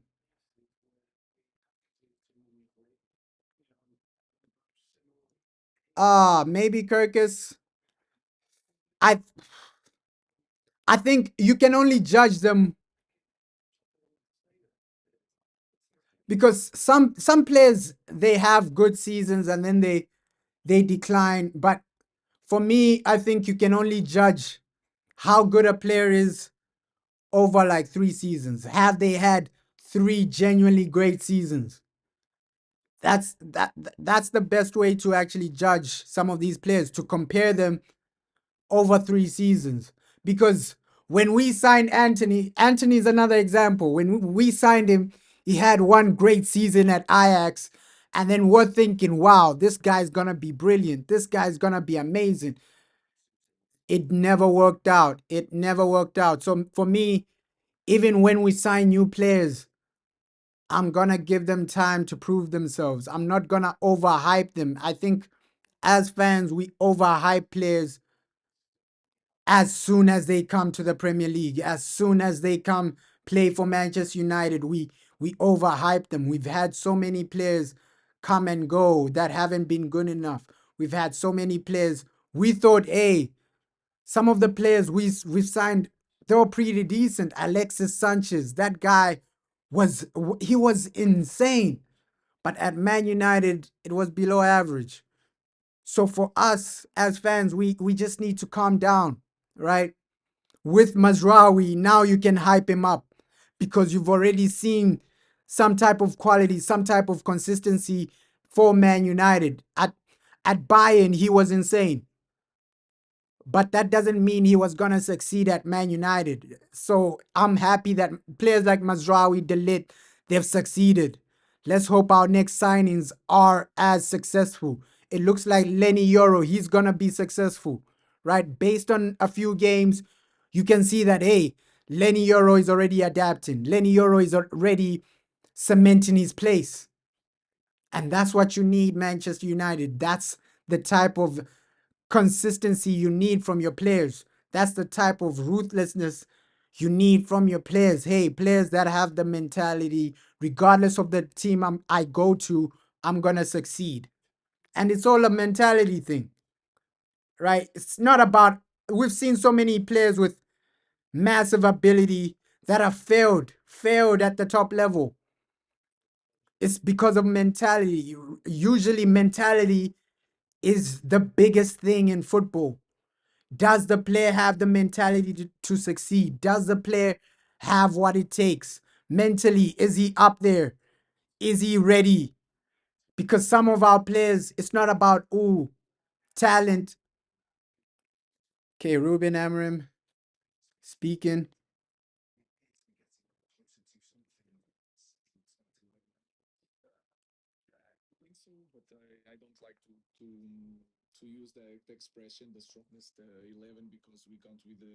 The manager speaking.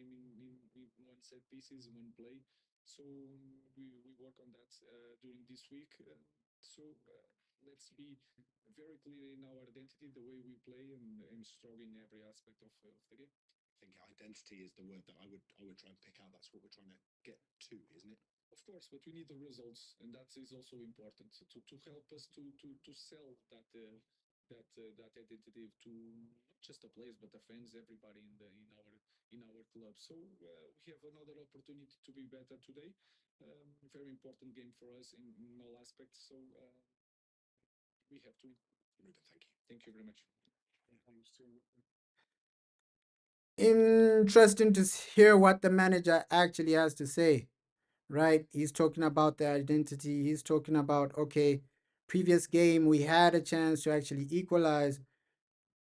And you can see that, hey, the manager, he realizes, hey, this game, the mistakes I made, this game, the mistakes he made, he knows, okay, what he needs to improve upon. He knows, okay, this is the situation I'm in, and this is how we need to improve. So it's actually good to hear the manager taking accountability in a lot of situations. A lot of situations, as fans, we can already see the problem, right? But it's good to see that, hey, the manager sees the problems as well. The manager sees the problems as well. Because most times, managers, they don't see the problem. They don't genuinely see the problem. They just ignore it, right? That's what happened with Eric Ten Hag. He's going to ignore the problem. Keep playing Marcus Rashford. Keep playing this guy.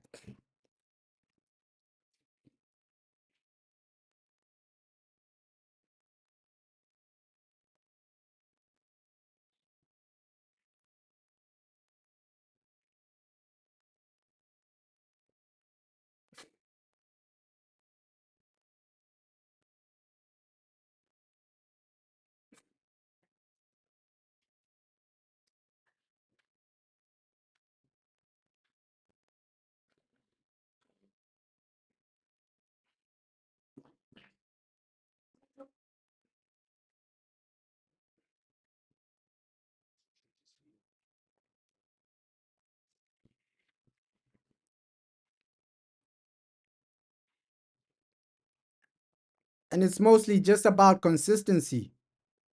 Consistency is everything in football, man.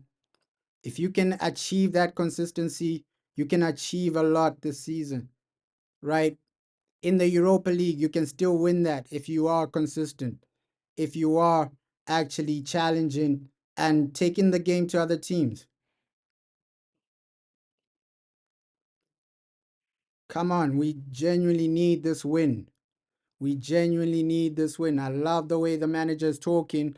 I love the way he's actually expressing himself and saying, no, this is on me, right? The previous game, us losing, it's on me. And that's the type of accountability you need from your head coach, from your manager, from the man leading the players, from the man leading the whole team. That's the type of accountability you need at the top level, right? If your main man isn't taking accountability, you're not going to move forward. You're not going to do anything substantial. So with Ruben, I'm happy that, hey, he's a man taking accountability. He's a man taking responsibility. He's a man actually saying to the people that, hey, the position we're in is because of me. He's not blaming, oh no, Eric Ten Hag, oh no, this player, that player. He's saying, no, it's because of me, right? If we won the games against Nottingham Forest and Bournemouth, we would have been in a high position. So I love that, hey, the manager is taking accountability. He knows what's wrong with the team. He knows what's wrong at Manchester United. He knows that, hey, we're a team that requires a lot, man. That requires a lot. Come on, come on, come on, come on. Still, I don't know why it takes so long with the uploading on YouTube, uploading that interview so that people can actually see it. It's just my Wi-Fi is so bad, man. My Wi-Fi is so bad. The pre-match interview for the manager is taking so long to upload. It's taken like 5 minutes to upload it, but it's there. It's active. I don't know why my Wi-Fi is so bad, man. My Wi-Fi is so bad. My Wi-Fi is so bad, but I've there uploaded it, and for the people that didn't hear this, let's hear it again. We appear to be getting closer to something of a settled starting 11, don't we? I think so, but I don't like to use the expression the strongest 11 because we count with every player, but we try to build some connection between the players, trying to use the same players sometimes because we have 3 days between games, and that is a big difference. At the moment, with more time, we can change less. That is the focus. And also the focus is to maintain our clear identity. I think we lose something in the third game of the last week was tough on us and our fans. So we have to be better in set pieces. We had a lot of chances. We have to be more clinical. So we have to improve our performance. You and I talk often, and every week we say things are getting better, and then you look at the stats from the last game and chances created really high, XG really high, possession good. Unfortunately, you don't come away with the win. It was that down to the performance or just unlucky on the day? I don't like to speak on lucky because we had the opportunities like the opponent more than the opponent and they managed to score and sometimes change the momentum of the game. We were so close to the draw in that game that could change the game completely, and we suffered another goal, and then like against Tottenham we suffered another. So in this moment everything against us is really hard to our players, to our team. So we have to be really focused in every moment of the game because it's important. You can change the game in one set pieces, one play. So we work on that during this week. Let's be very clear in our identity, the way we play, and strong in every aspect of the game. I think identity is the word that I would try and pick out. That's what we're trying to get to, isn't it? Of course, but we need the results, and that is also important to help us to sell that identity to not just the players but the fans, everybody in our club. So we have another opportunity to be better today. Very important game for us in all aspects. So we have to win. Ruben, thank you. Thank you. Great to hear what he has to say. He knows that, hey, this game, massively important, massive game for us. And we just need that win. Looks like Chelsea, they're losing their game. It's 2-1. Thanks for the support, bro. It's 2-1 right now. Chelsea have thrown away their lead, and our game is just 30 minutes away. Wow. Chelsea, I didn't expect them to fall apart like this, right? 2-1. Wow. Wow, wow, wow, wow, wow, wow, wow, wow. Chelsea, it's game over for them. The ref is about to blow the whistle. Oh, wow. And they were thinking about a title race, but you got to be consistent to be in a title race. It's game over for you because Liverpool, are they going to lose their next game? Probably not. So, Chelsea, your fake title race might be over now. It might be over. This might be a one horse race. Premier League might be done by the end of January, right? Oh, this is sad to see. Liverpool might win the Premier League by the end of January. This is sad to see. 2-1 Fulham. Chelsea are out and done. This is crazy. This is insane. Insane. And Liverpool, they still have 2 games in hand and they're still ahead. So, yeah, the Premier League might be over, but for us, we have a good team news. We have a good stable lineup. Should be able to get over the line, should be able to win this game. And for Man United, what you're actually expecting is just the massive major result, right? Get that result, get that performance, get what you genuinely need though. Huh? We genuinely need this win. Next season, I don't want us to be in. Yeah, Forest might do something, bro. Forest might do something, bro. They might do something, right? Nottingham Forest. Hey, they've won their game against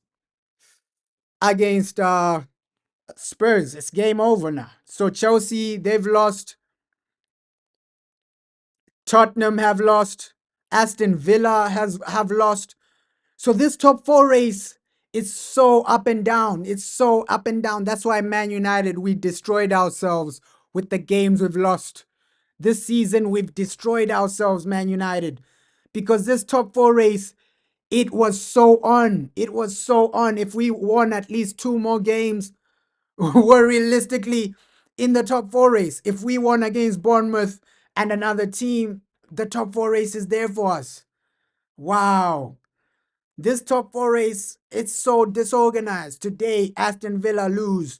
The next day, it's Chelsea. These other teams are losing. So Man City, they drew their game. So that top four race, it's only Liverpool in the top four that are actually consistent. Wow. Wow. It's a crazy season this season because not a lot of people expected Forest to be in the position they are. Right? Nottingham Forest are actually third above Arsenal. Right? Third place. It's a crazy season. I hope Ruud Van Nistelrooy actually wins. We're all behind Ruud Van Nistelrooy, bro. We are all behind Ruud Van Nistelrooy. And it's actually today, bro. It's today. It's today. It's later today, the game. It's today. The Liverpool game is after hours, right? So yo, I hope Ruud Van Nistelrooy, bro, he might do something. They might do something, Ruud Van Nistelrooy, beating Liverpool, but it shows you how crazy this season has been, right? Nottingham Forest, they're third at the end of the year. Just think about that. Third already. And it's almost 2025. Nottingham Forest are third. Wow, what a season for them. What a season for Forest. You're third in 2025. Wow. Wow. They're above Arsenal. They're above Manchester City. How you doing, bro?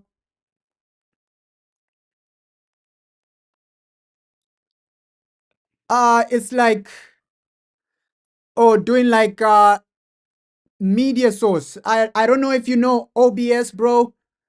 Like having a video in the background. You need what's this OBS Studio. If you have like OBS Studio, you can do like videos in the background. Before I wasn't doing videos like in the background because I didn't have like a laptop. But if you have like a laptop and OBS Studio, just download. Every laptop can actually download like OBS Studio. If you have like OBS Studio, you go to the sources in OBS Studio and then add media source, right? Media source. You can actually put it in the background or you can put it in front of you, right? You can put it in the background or in front of you. So just if you're on OBS Studio, I think a lot of people they use Streamlabs, but Streamlabs it's less it's more expensive one and it has less features. You see, of course, on OBS Studio, you can't like show the chat on the screen. You need another program for that. But then it has more features, OBS Studio, and it's just better. It's just better. So if you get what's this OBS Studio, you can show videos like in the background, show videos in the front ground. So it's just about OBS Studio. You go to OBS Studio and then add a media source. It'll be just there. And you can search it on YouTube, how to do this on OBS. Just search it on YouTube. A lot of videos will pop up, bro. That's how you can actually get like a background in like your stream. So just either just search it on YouTube. They'll give you like a step-by-step guide, like genuinely how to add a background on OBS Studio. Just search that on YouTube. There are a lot of videos explaining like step by step how you do it, get a media source, this and that. But our game, hey, it's gonna be crazy. This game, it's gonna be insane. This season has been insane overall for Man United, everybody involved, and we're going in some great direction, right? I'm happy for Nottingham Forest. They're above Arsenal. They're doing their thing. They're going places this season. Nobody expected Nottingham Forest to be in the position they are right now. I don't think a lot of people expected them to be competing like this. So for us, you just gotta win this game. If a win, it does a lot for us, right? Because that's what we'll be in the top half. We'll be 10th above Brighton. So a win does so much for us. And with that win, You're only like 3 points away from Man City. So today you win, you're 3 points away from City, and that means you're 4 points away from fifth. Just think about that. We've had a horrible season, but if we win today, we're 4 points away from fifth place, right? 4 points away from fifth place is it's okay. It's okay. It's okay. So today is a must win. And then if we beat Newcastle in our on Sunday, we're literally gonna be in that conversation for fifth place. Literally. It's a massive, massive game for us.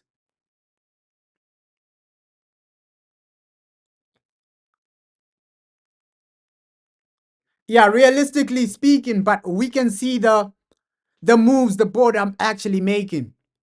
To win top honors, he needs 2.5 years. That's realistically speaking. But if you actually give him an unbelievable window, he can do something next season. Look at the manager the Liverpool manager Slot. His first season, all he had was a what? A good preseason to implement his system. So sometimes that's all a manager needs. A good preseason to implement their system, to implement their style. And Ruben Amorim, he hasn't had a preseason. He hasn't had a preseason. And I think our next preseason will be in Asia. That will be a good one. That will be an exciting one. So yeah, preseason is so important for managers because that's the time they can implement something. That's the time they can actually genuinely do something. And I think our first international break is gonna be massive, right? The next international break for Ruben Amorim, that's when he can stay with some of the players and implement something else. Because international breaks, we know that hey, you can use that time to do something. The when Ruben Amorim came, he didn't have enough time in that international break. But this next international break, it gives him more time to work with the players that don't go for international duty. So that next international break is going to be massive for us as well. But you're absolutely right. Realistically speaking, you need 2.5 years to actually challenge. But some managers have done it in their first season. They've done it in their first season, right? A good transfer window and a great preseason can set you up so perfectly because some managers, all they just need is a good preseason to implement their system. And sometimes that's why I love international break. It gives the manager time to actually analyze, okay, let's analyze the first part of the season during international break. Okay, you players, you work on this. Players that didn't go for preseason for international duty, you work on this. I work on my strategy. I work on this. I work on that. Okay, you analyze the games you lost. Oh, we lost to Bournemouth. Let's analyze that during the international break. And sometimes international break, it can give you genuinely the things you need, right? The time you need to actually analyze the games you've lost, analyze the games you've won, right? Analyze, okay, Amad Diallo, these are positions you need to be covering. Oh, this guy, Lenny Euro, these are positions. Oh, defensively, these are areas we need to actually tackle. So, international break for me, I see as a positive because it gives the manager time to analyze situations that you won't get during a normal break, right? International break for me, it takes you levels. It takes you levels above. Yeah, bro, just search it on YouTube, like OBS Studio, how to add a background on OBS Studio. It's simple, bro. It's simple, bro. Just the even the first two videos you find they'll even give you more info of, okay, you can do this, you can do that. There's so many things you can do on OBS Studio, bro. There are so many things you can do on OBS Studio. So yeah, just search it on YouTube. It will come up, and then it's basic, bro. You don't need to be like extremely advanced to do it. It will only take you like 2 minutes, 2 minutes to set it up. and then yeah, you're done. You're done. But hey, we're getting closer to that game. At least we're only gonna be 5 points if we win, and that's a massive statement for Man United. 5 points off fifth if we win today. If we won against Bournemouth, we would have been realistically in a conversation for top four. Because let's say we won against Bournemouth and then we win today, that's realistically you'd be almost 5 points off top four, and that's realistic for Man United. And then it becomes realistic. But unfortunately, these players they failed to win against Bournemouth, and now we're still in a conversation where the best we can get is fifth place.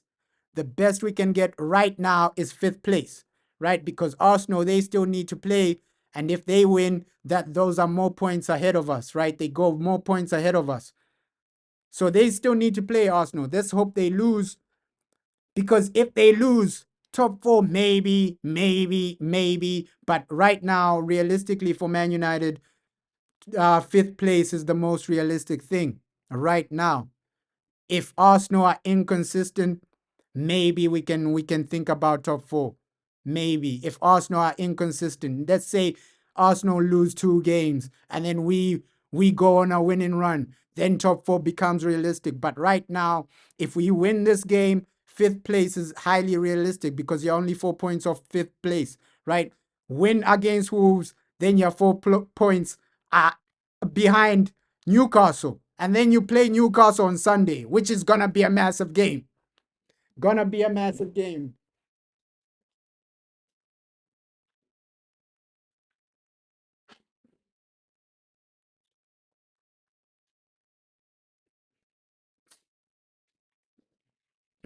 So we're going in the right. We might find ourselves 2025, you're only 4 points off the fourth place, right? If you beat Newcastle on Sunday, you're going into 2025 saying, hey, if Arsenal lose 2 games, top four is realistic. But right now, yeah, we've conceded 7 goals, bro.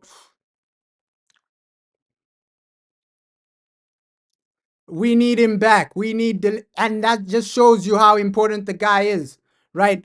Conceding 7 goals without this man. That's a massive statement right there, right?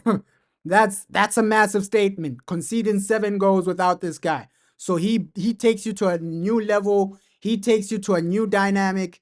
He actually he's the spine of your defense. He's actually the spine of your defense. He's actually the guy that he genuinely you need. You need Delete, right? Man United, you need this man in your team to actually compete. You can see the impact he's actually had this season. It's not even a joke. Like Delete, he's been one of our best defenders. Him, Mazraoui, they make a massive impact. And that's why these guys were playing for Bayern Munich, right? Mazraoui, the only reason Bayern sold him is because of some other situation, right?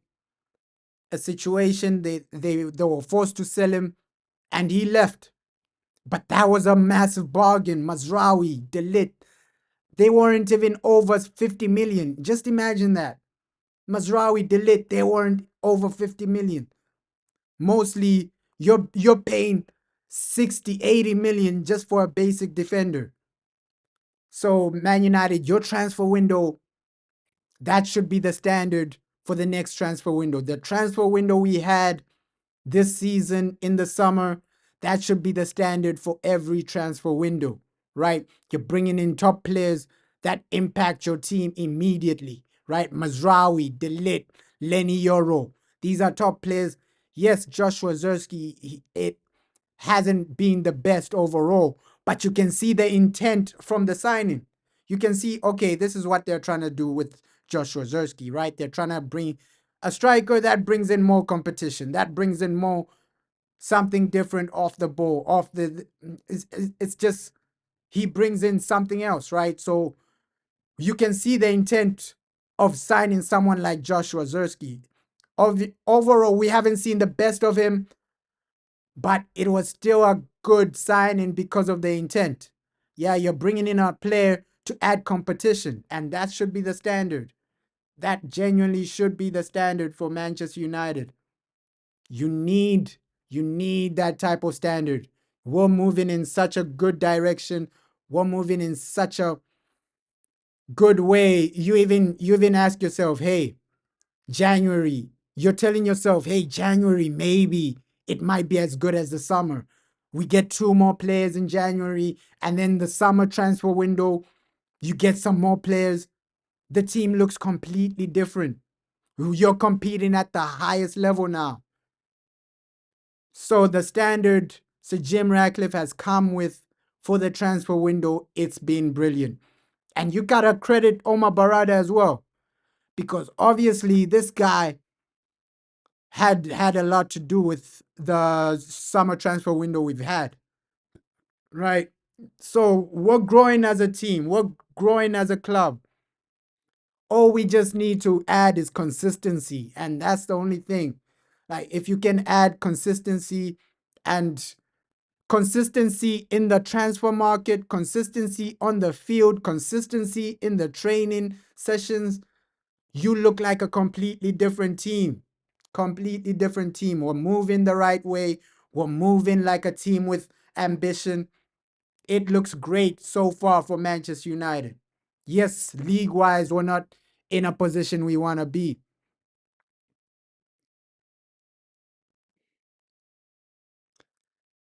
I think FFP rules, it won't really affect us because we generate money, bro. We generate money. And with a team like Man City, the reason they're worried about like FFP is because the money they generate is fake, right? They create a fake account to pump in money. But as Man United, we generate so much money: ticket sales, shirt sales, everything. Manchester United generate our top three in the world for generating money. So FFP, it won't really affect you. It won't really affect a club like Man United. FFP, only clubs that like Newcastle, where you're not generating a lot, but then you're overspending, that's when FFP will get involved. But Man United, there's nothing for us to worry about. Especially this year under Sir Jim, you've cut out costs in we've cut out so many people. We've fired so many people, board level wise, training level wise, everything. You have so much money to spend now, right? Look at how many people Sir Jim Ratcliffe has fired. That's off the the wages. That's off the money. So all the money we generate now, it's massive profits because now you don't have to pay people that are not working anymore.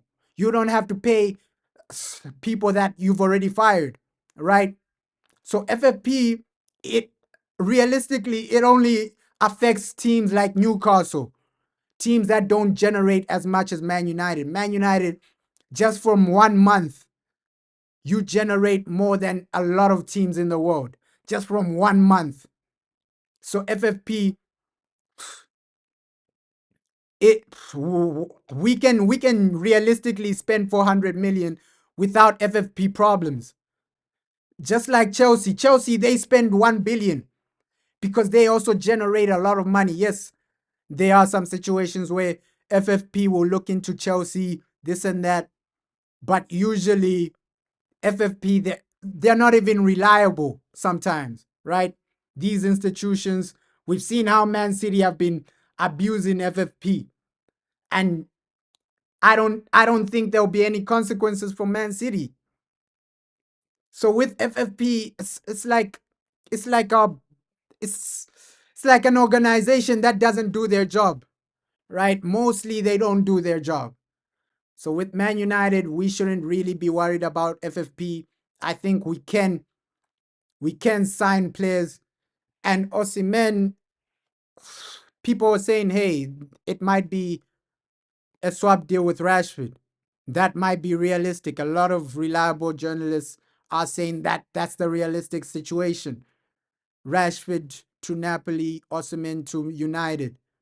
But will Napoli take his wages? That's why I I you have to take this transfer news with a bit of like you have to ask questions with some of these transfer news because Rashford swap deal with Napoli, it can't work because of his wages. Napoli are not gonna take Rashford's wages. So that's the only issue with the swap deal for Osimhen and Rashford. Rashford is on high wages. Napoli won't be able to pay that. We're 10 minutes away from this game. 10 minutes away from this game. It's been a massive, massive Boxing Day. We've seen a lot of big teams get shocked already. A lot of big teams have been shocked already. A lot of big teams. Man City, they drew their first game. Tottenham, they lost to Forest, and also Chelsea, they've lost their game. So Boxing Day, it's already had drama. Let's hope there's no drama in our game. We just win it comfortably and just play some great football because we know Premier League, if we lose, it's gonna be a headline, right? A lot of the people that hate Man United, they're gonna celebrate if we lose against Wolves. They're People don't wanna see us successful, so we just need to win so that hey, the people that hate Man United, they can have a bad Boxing Day experience, right? I know a lot of people be hate watching Manchester United. They love seeing us crumble. They love seeing us fall. But as a team, we're moving in the right direction. A lot of people, they're upset about that. They're upset that hey, Man United, we might be back. Two more seasons, two more great seasons. Man United will be back to the top level. We'll be back challenging.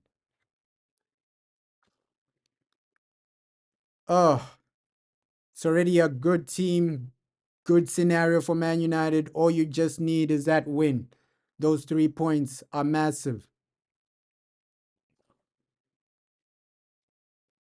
Yeah, and Conte wouldn't want to play like Rashford. You're right, bro. He likes hard-working players, players that run, players that give everything for the team. Rashford, will he give you that? No. That's why that that transfer story, it seems a bit unrealistic for me, right? Rashford to Napoli for Osimhen. First, the wages. Second, the manager doesn't like Marcus Rashford. So that story about a swap deal for Osimhen, it doesn't really make sense. It doesn't really make sense because realistically, if we want Osimhen, we're gonna have to pay a lot of money.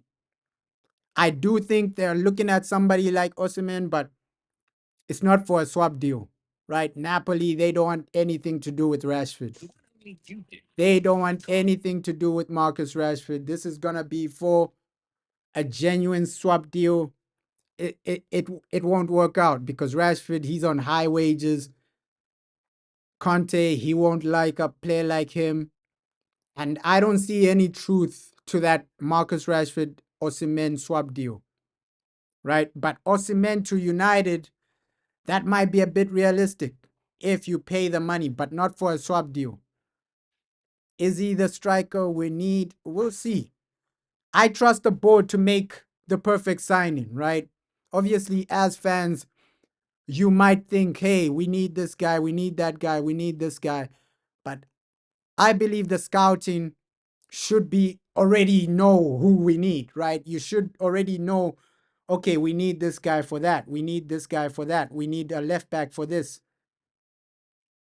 So it's up to the scouting, bro. It's up to the scouting. Ooh, come on, come on, come on.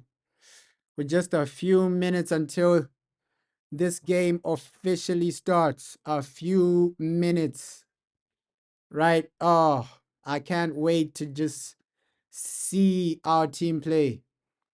Boxing Day, massive day. We just need a win, guys. We just need a win. You can see we're already there, active. Come on. These are the games you look forward to, right?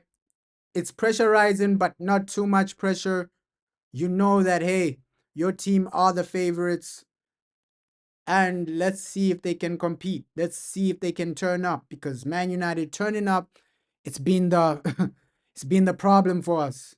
It's been a massive problem turning up, going over the line, getting those 3 points, getting those results. That's been the main issue for Man United. That has been the main issue. But you can see for us, our next three games are the are crazy, because Newcastle, they won't be easy. Liverpool, we know that's gonna be difficult. Then Arsenal. So today is a must win. Today is a must win for us. And you can already see the players are on the field early training, doing that, doing this. We just need them to be reliable, them to turn up. Come on, United. We need a situation where you take it to the next level. Right? Take it to the next level, win the game. Let me see if I can actually improve the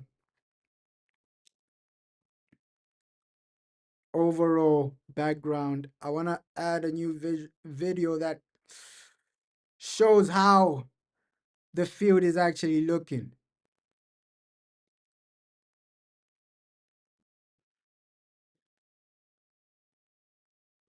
The field right now,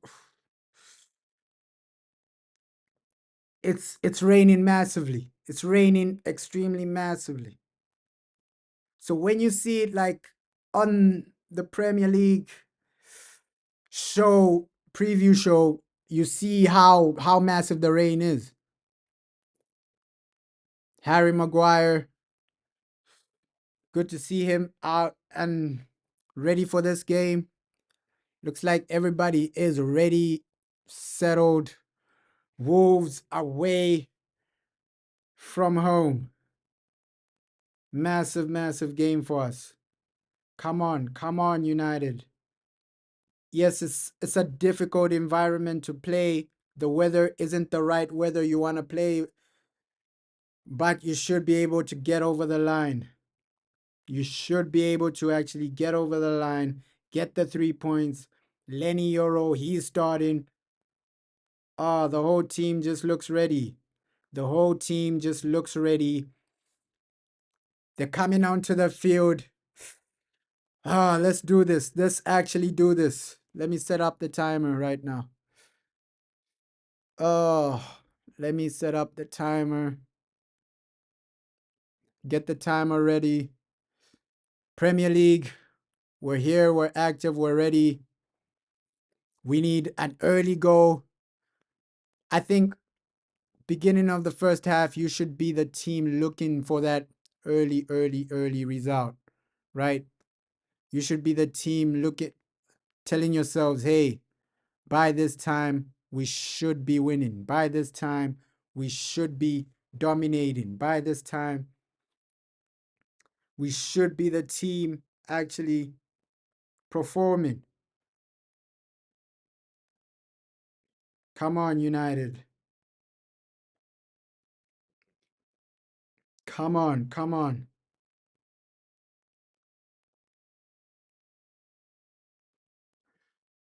Come on. Massive game for us. Ooh. And Wolves are not a walkover. Wolves are not a walkover. How long is... Let me see this.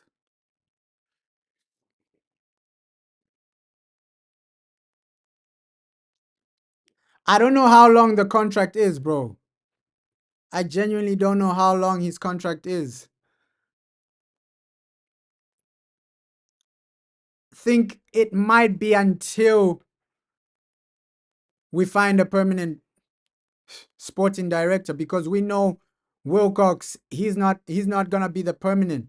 And we've already heard that, hey, the Atletico Madrid sporting director, he's leaving end of end of December, and that's a guy the board have been actually looking at, right? The Atletico sporting director, he's a guy a lot of massive journalists have come to say, hey, he's gonna be the next Man United sporting director. He's gonna be that next guy to take Man United to the next level.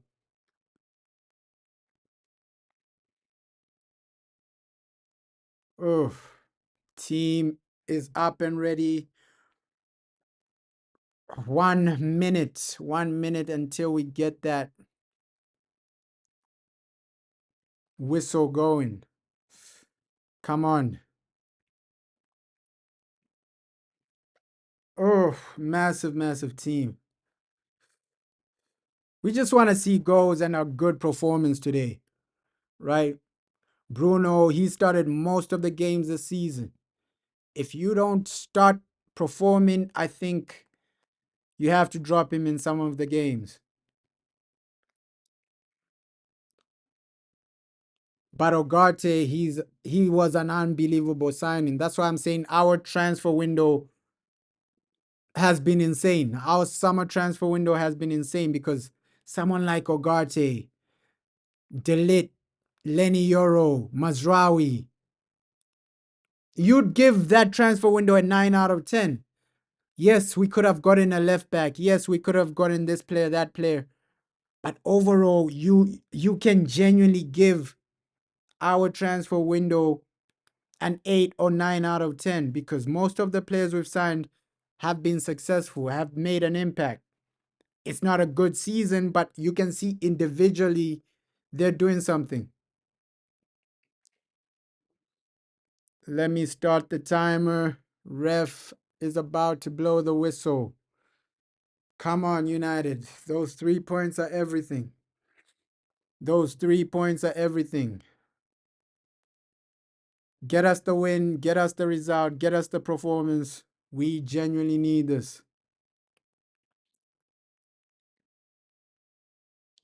Come on. Rasmus Højlund, the main striker today.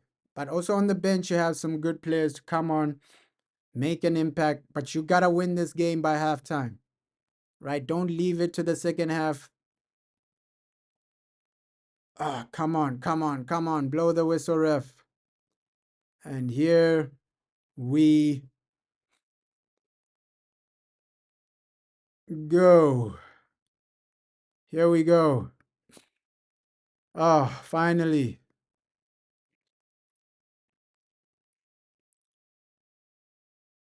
Finally. Nice start. Nice start. You're already on the counter. Come on. Oh, that was a massive chance, but the pass wasn't right. What's going on? Great start by United. Great start by United. The pressing was impressive there. Great start by United. The pressing was impressive there. Wow. Wow. That's a great start by Manchester United. Ooh. Ooh. You expect a better pass in that situation. You expect a better pass in that situation. Come on, United. Good start overall. You're already pressing, winning the ball back, getting into dangerous areas. Okay, you're playing with intent now. We're playing with intent. And that's what we need to see in the first few minutes, right? Play with intent, get that first goal, and just take the game to the opponents. Suffocate them. Don't allow them to play. Don't allow them to see our goal. Today, a clean sheet is realistic. You got to get that. The passing has been a bit sloppy now, but hey, Wolves, we know that, hey, the moment they get a chance, they might just make us pay, right? They're a team that want to make us pay. They're a team that want to win the game. Realistically, you should be cutting out any corners, any free kicks, any set pieces. This is gonna be a physical game. You can already see. But again on the counter attack, Diallo, nice. It's gonna be a scrappy game today. Physical, scrappy. We just need to get those 3 points, guys. That first goal as well. And I think in games like this, Harry Maguire is an asset. Physical games like this, he's an asset, right? When you're gonna, obviously, Wolves, they're gonna get a corner, they're gonna get a set piece, and they're gonna wanna be a bit more physical. Oh, poor way to lose the ball there. Poor way to lose the ball. Just try and control the tempo of this game. If you control the tempo, you're getting over the line, you're winning this, and it shouldn't really cause you any problems.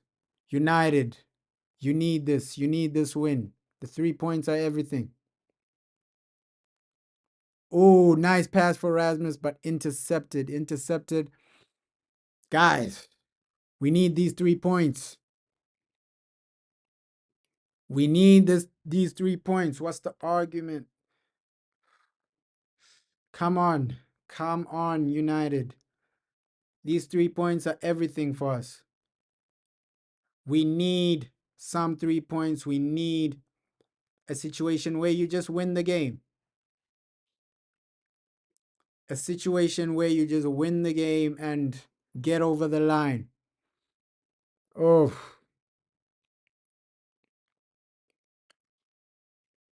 And this is what you have to try and avoid: set pieces, free kicks. We know how poor we are defending these situations. Set pieces, free kicks, everything like that, you gotta avoid it.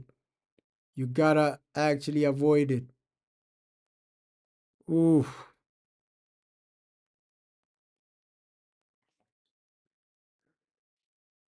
These set pieces can damage you, genuinely damage you. It's a good cross from Wolves.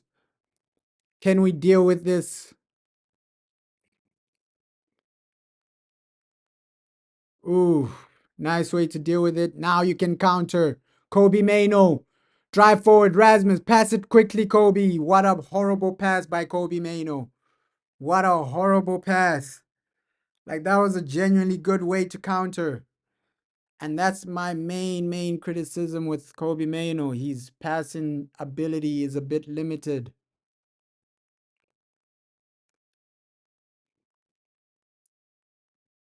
Come on, United. You gotta take advantage as soon as possible. As soon as possible. Oh, because the longer it becomes a tight game, the harder it, the game will be. We saw this against Bournemouth, right? A lack of taking your chances, lack of taking control will cost you in the second half. Because these guys, they can gain momentum at any time. That second half momentum can be gained at any time, right? They only need 1 or 2 more goals. We saw it in our previous game. We conceded 2 goals in like 10 minutes in the second half, and then we fell apart. So we need to cut out situations like that where you fall apart, where you give the other team momentum. You got to just take it to the other team, suffocate them, press.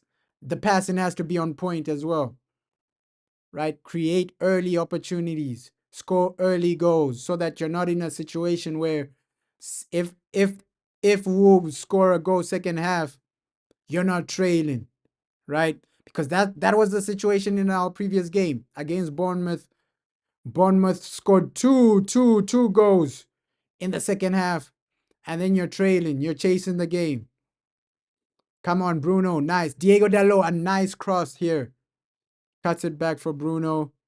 Kobe Maino back to Bruno. That was a wasted opportunity again. Again, we're wasting too many chances, too many opportunities. You gotta find that major opportunity. And Wolves, they want to impress today. They're at home. They're playing Man United. They want to impress. They want to get the 3 points. They want to get a result here. A nil-nil would be a perfect result for Wolves. Like that's genuinely what they're thinking of. Because they're in a relegation battle. Every point counts. So obviously they're gonna make this game tight. They're gonna defend for their lives. So we've already seen in the first few minutes that hey, this game won't be as easy as we expect it to be, as easy as we want it to be. But you gotta take it to them. You gotta get that first goal. The first goal, especially against teams like this, it'll open up so much space. Because you get that first goal, they'll play a bit more risky football, right? Right now they're compact, they're not risking too many men. But if we get a first goal, it'll open up a bit more space. Wolves will have to risk a bit more players. They'll have to risk a bit more guys. Diego Dalot, not intercepted cross. And the crossing from our fullbacks has to improve. It has to improve. Because there, your striker is waiting for a good cross to header the ball, and nothing is arriving, nothing is being delivered. Even our crossing during corners, it's not good enough. Fails to beat the first man, fails to get to the target. So crossing in general for Man United hasn't been good this season. During corners, it's been horrible. Crossing to find a striker, it's been horrible. So we need to improve in that aspect. Defending corners, crossing the ball, and crossing the ball during corners as well. It's been horrible, man.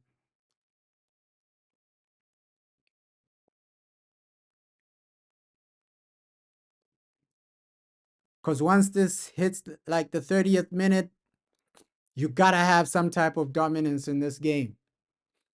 A statement, that first goal is a massive statement.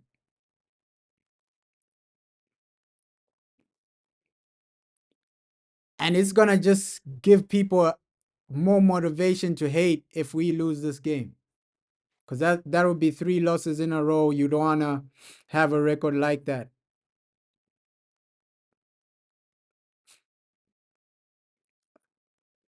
But we've been stable so far. Again, the passing from Kobe Mainoo not good enough. Can see the frustration from Rasmus Højlund. And that's my only criticism with Kobe Mainoo. Your passing needs to improve. If you want to be a top midfielder, your long range passing needs to improve. But he's still developing his game. So we just have to accept. We just have to accept. And Kobe Mainoo, he wasn't necessarily a midfielder in the early stages of his academy career. So these bad passing, like long range pass, it's not gonna be the best, right? It's not gonna be like Frankie De Jong. We already know that.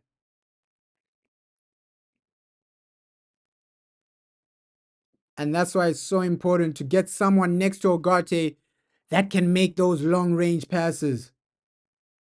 Because there've been situations where Man United, you're on the counter, but then the pass from the midfield is not quite right.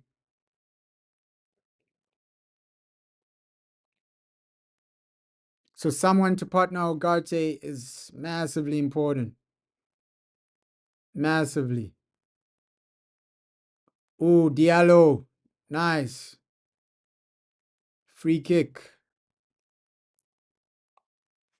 We're getting more free kicks, more set pieces in this game. Usually we barely see that with Man United. It's the other team getting the free kicks, it's the other team getting the corners. But now we've gotten some decent amounts of set pieces. It's just about winning today. Win this game, get over the line, and you're genuinely 4 points behind Newcastle, who are in fifth place.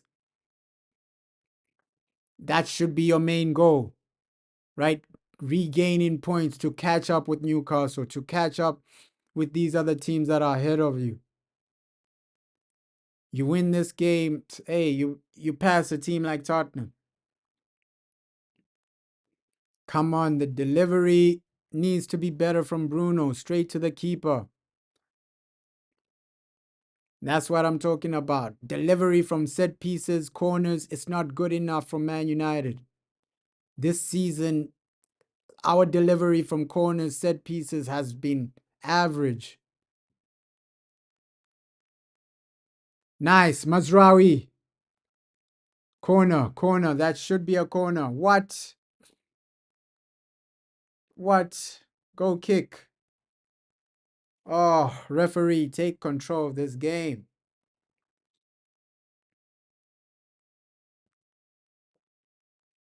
And Mazraoui is complaining about a free kick. I think he has an argument there. He has a genuine argument. Come on.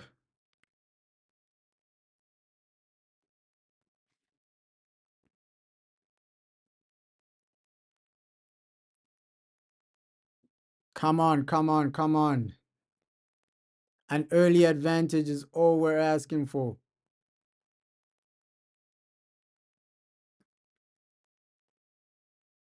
An early advantage is all we are asking for. United, get over the line, please.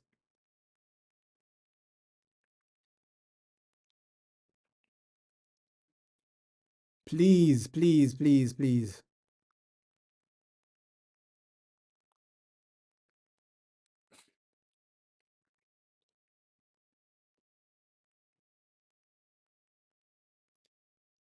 Oof.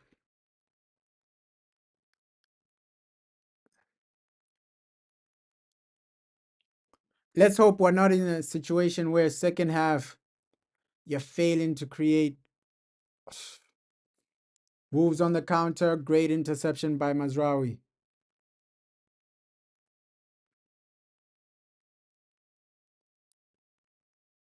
Great, reliable interception by Mazraoui.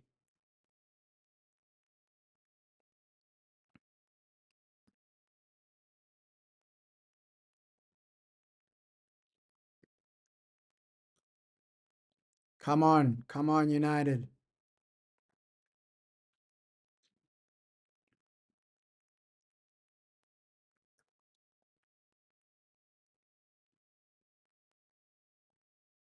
Oh, that was a massive chance for them.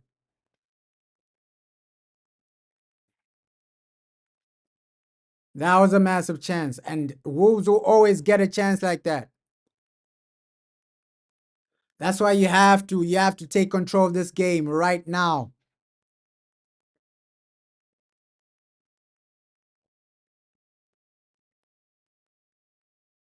Come on.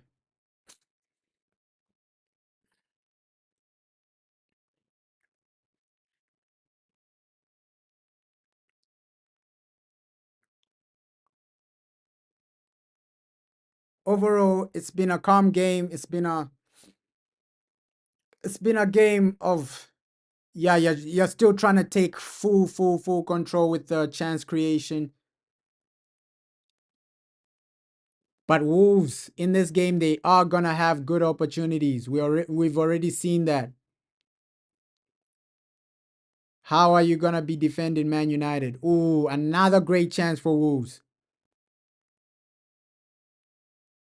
They're getting comfortable in this game, Wolves. You gotta cut their confidence out right now.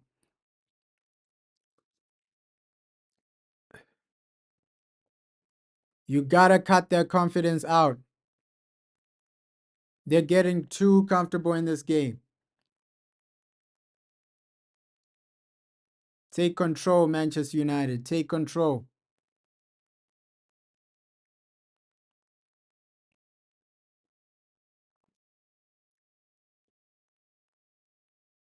Oof. That's a good pass for Martinez. Kobe Mano. Oh, come on, brother. Nice. Kobe. Kobe. Good cross. Oh, you had to get there. You had to get there. Diego, quick. You gotta be quick. Ooh, that was a good cross by Kobe. But now Wolves on the counter. Advantage played by the referee. Oh, Wolves still have the ball. What a run here. You had to tackle him. Bruno had to Oh, what a run that was from Wolves. Bruno, yellow card, taking one for the team. Oh, what a run. And this guy is pretty good, man. Pretty good. Great striker. Wolves have a good striker there. Like, wow. But you can see both teams in this game, they're gonna have opportunities, they're gonna have chances.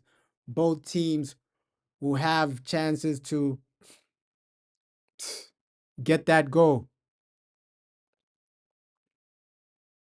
Come on, come on. United. That early advantage is everything for you. Set piece, you gotta deal with it properly. We know us with set pieces, we're not the best. We're not the most reliable team. Comfortable for Andro Onana. Come on.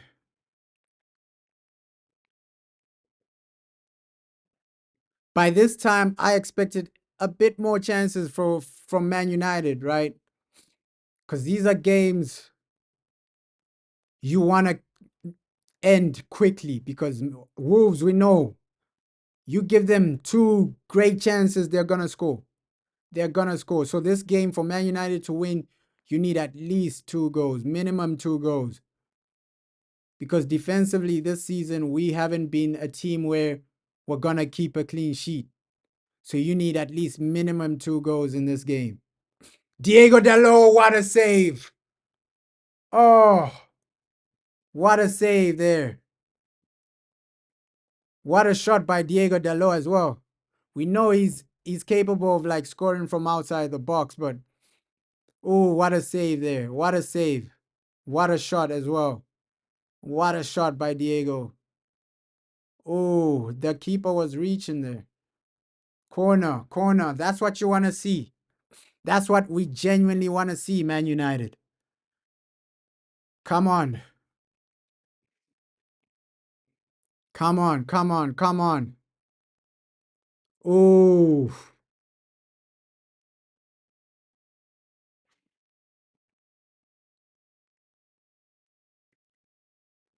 Oof.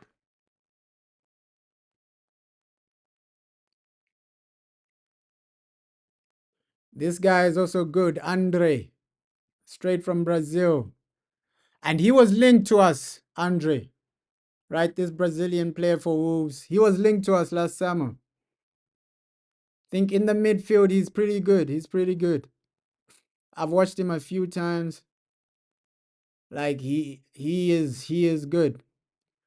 Come on, come on. Amad Diallo. Ooh. Still has the ball. Still has the ball, Diallo. Keep it simple. Keep it moving, Ogarte. He thinks it's a free kick. No, the ref hasn't blown the whistle. Play by the whistle.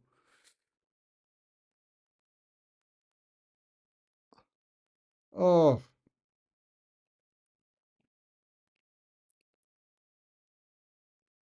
come on, come on. We got this. We got this game in the bag. You, as United, you got to just get the all important 3 points.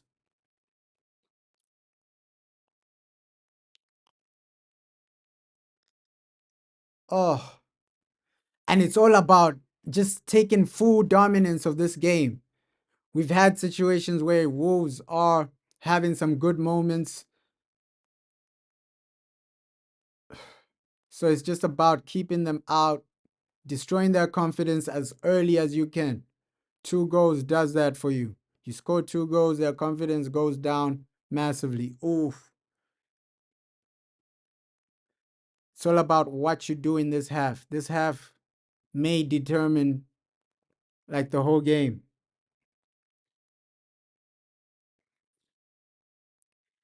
Realistically, this half determines a lot in this game. Come on, United.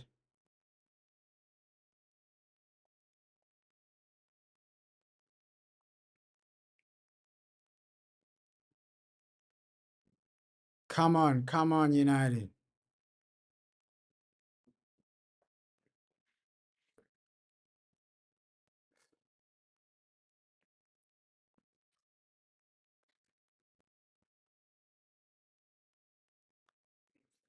Oh,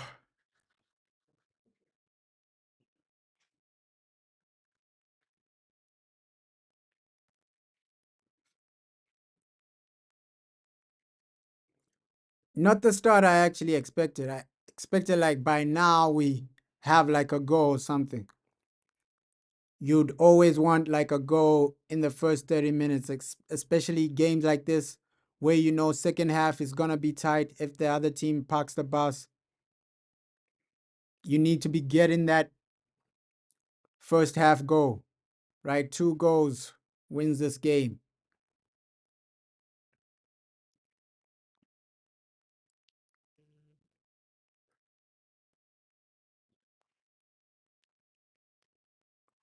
Two goals genuinely wins this game for us.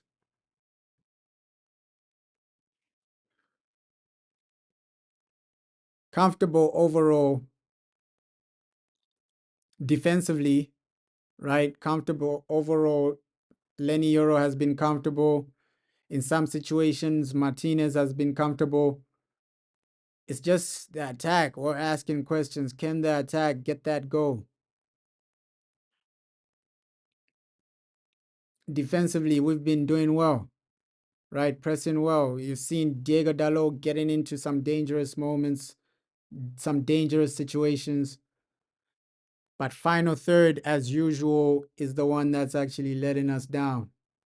Creating chances, getting a goal, getting something substantial.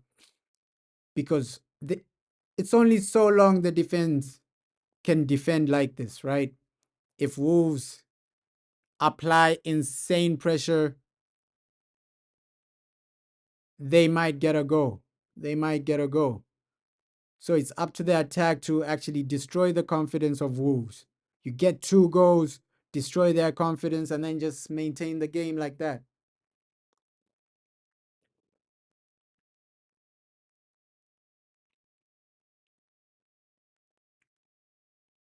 Defensively, we're defending well, right? There've been a lot of situations where Wolves are in dangerous areas. You either intercepted. Lenny Euro has looked okay today. Mazraoui looking good as well. So defensively, that's not my worry. My main worry is, hey, can these guys score? Oh, great save by Andre Onana. Wow, if that header was better, it's 1-0. It's genuinely 1-0. Set pieces as well, doing us over. If that header is better, it's genuinely 1-0. Wow. Good save by Andre Onana. And Wolves they'll have opportunities like this to score. They're going to have a lot of opportunities like this to get that goal, to get the 3 points. Oh, come on, United. Don't mess up in the first half. Like, this is a must win. This is a must win. The biggest question for me is, can the attack get a goal in the first half? Oh, because in too many games, attacking wise, we've been let down. We've been let down, especially in first halves. We keep getting let down by the attack. The attack keeps fumbling the bag. Oh, but good save by Onana. You expect him to make those saves, but it's good when he does.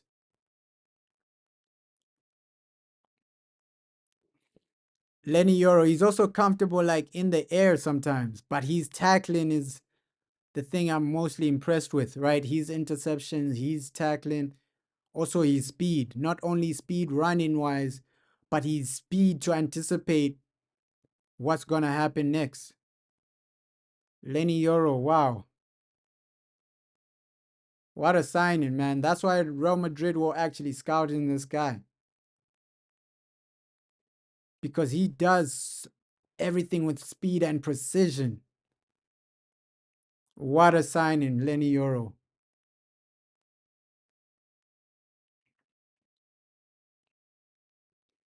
Come on, attacking wise, that's where we're lacking though. Because we're failing to create clear cut opportunities. When you create an opportunity, you miss it. The shot is on off target or the shot ain't good enough. You need to win this game regardless of how you do it. Regardless of how you do it, man. Massive corner for us here. Get something. Oh, again, our delivery from the corner needs to improve, man. Massive counter for Wolves. Oh, thank God the referee pulls it back. Thank God. Referee pulls it back.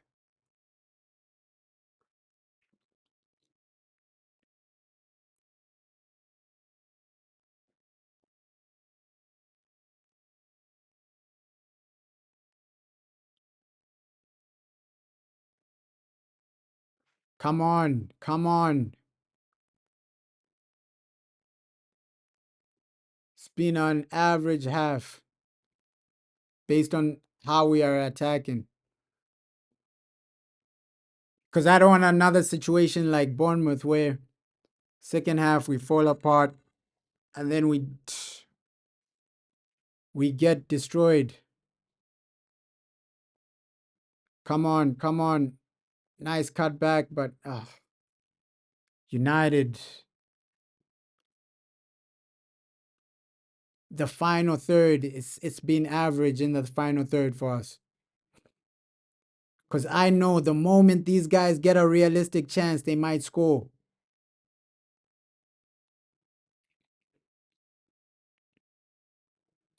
The moment Wolves get a realistic chance, they might score. So United, we gotta improve in the final third.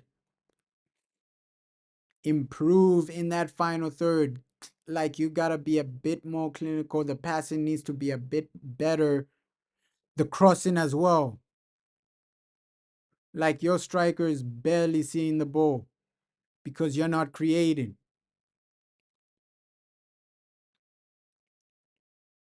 And we know that, hey, at Man United, we don't have a striker like Sergio Aguero who's going to create their own opportunity out of nothing. So you got to create. You got to create. That's the modern day striker. You got to create for them.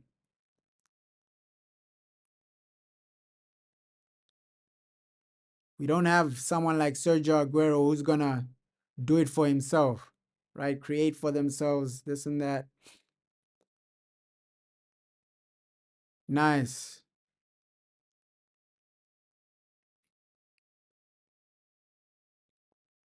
Pass it and keep it moving. Keep it simple. Keep it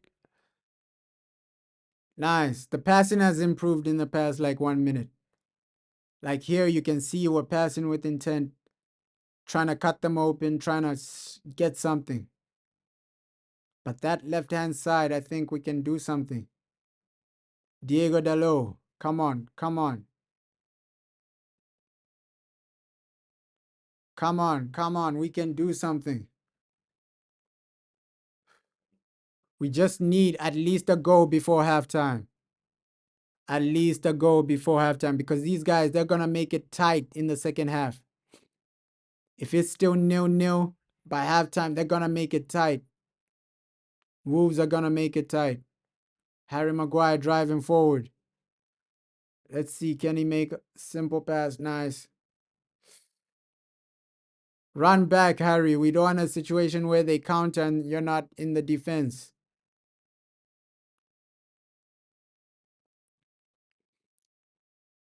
But you can see now Harry Maguire, he can play without pressure. And that's the best Harry Maguire for me. A man without pressure, a man that knows, hey, I'm not the main guy. I'm just here to fill in.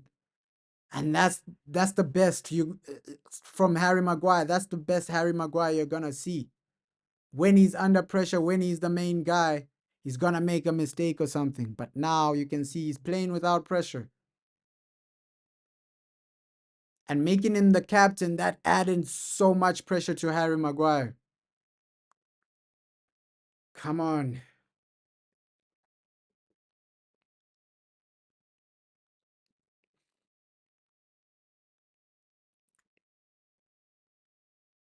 $12 minutes until halftime. Come on, United. Can we do something in those 12 minutes? Can we find the breakthrough?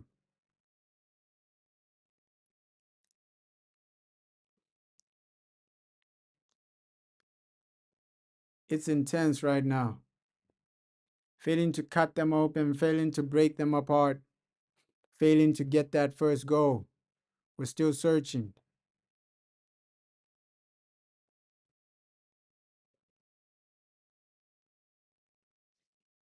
Ooh. Nice. Oh, straight to the keeper there. The header wasn't good enough. Oh, I think today Diego Dalot is having a good game, right? He's been in dangerous areas. He's been okay today. He's been okay, Diego. And usually he's the guy you're looking at, hey, we need a better performance from you. But today he's been okay, Diego Dalot. Oof.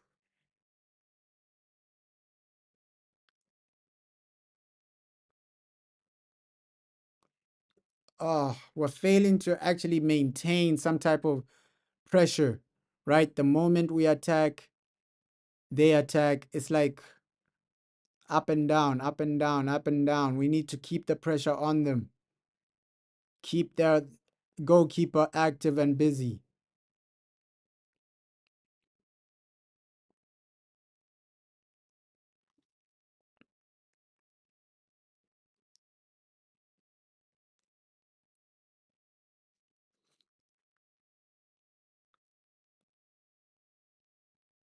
Cunha, he's a good striker, man. And he's been linked to Man United a lot of times. Let's see if Man United will actually go for him.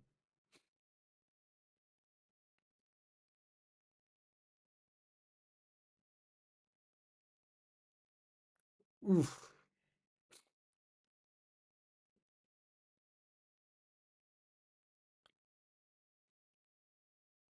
Ooh, even this guy, Andre. Oof. This guy, wow. Brazil, you can see he's really Brazilian, this Andre guy. You can see he's really Brazilian. He's been impressive in this game. United, you need to turn up. Like, first half, this is not the first half we all wanted to see. By now, at least you should have had at least one goal. Because the dangers of going into halftime with a, a nil-nil result is like Wolves, they're getting good enough opportunities to score. So you genuinely need 2 goals to win this, at least to be safe. Because Wolves, it's not like they're not causing us problems. They are. They are. In some moments, they are causing us a lot of problems, right? And I won't be shocked if we concede or something. Because this is what happened against Bournemouth. You failed to end the game early, and then they punished you. They punished you. The moment they got substantial chances, great chances, they punished you. And let's hope that doesn't happen today.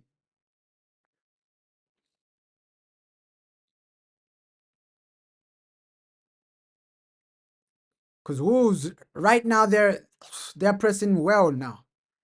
They're pressing us well. So you can see they're coming into this game.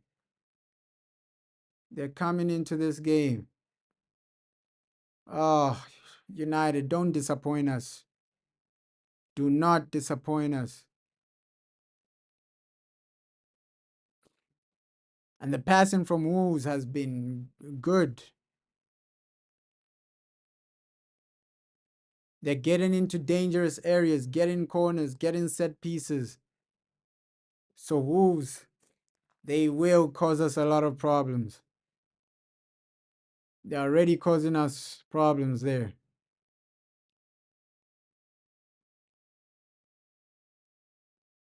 Another corner you have to worry about. Another corner you have to worry about. You gotta actually defend it extremely well.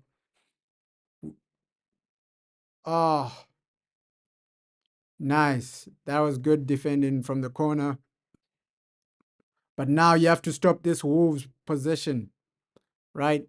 This past 2 minutes, their possession was. Oh! I thought that went in. And you can see Wolves are dangerous right now. Wolves are dangerous right now. Oh, I thought that actually went in.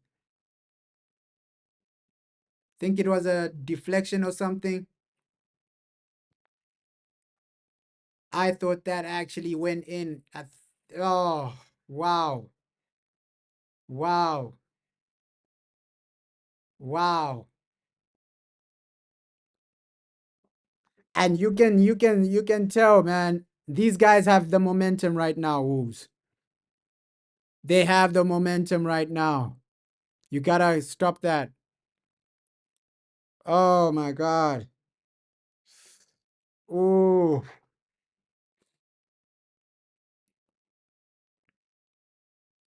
come on, come on,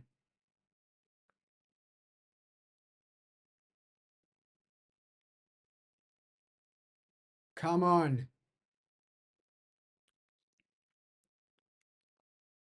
Not the first half we wanted to see though. There've been some moments where Wolves have have had some great opportunities, some good chances. They're getting into dangerous areas. Now you can counter Amad Diallo. Oh,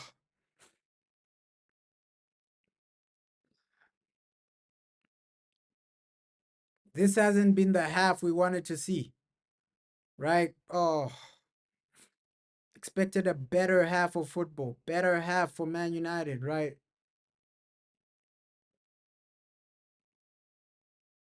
Oh,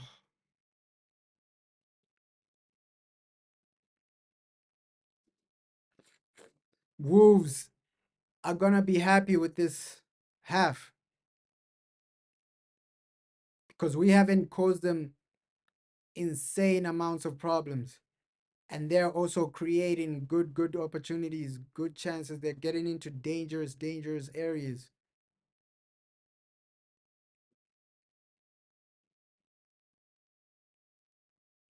And they know since it's 0-0, hey, the game is still open for both teams to win this. Wolves are passing it around pretty well. Oh, the first half is actually scaring me right now, right? Oh,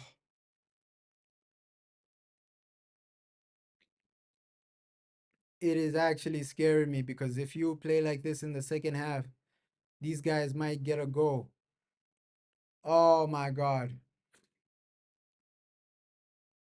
Shit.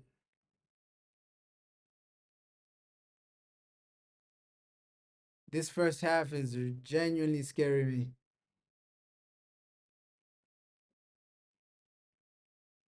Wolves have been the better team.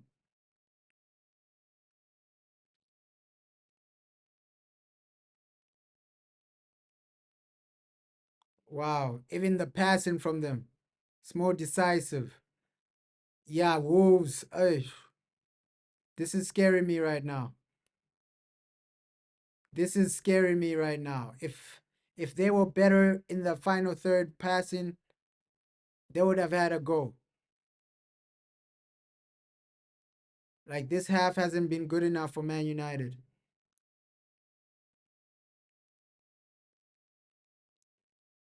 You're allowing these guys to play their game too much, right? Control the game, take dominance, create some chances.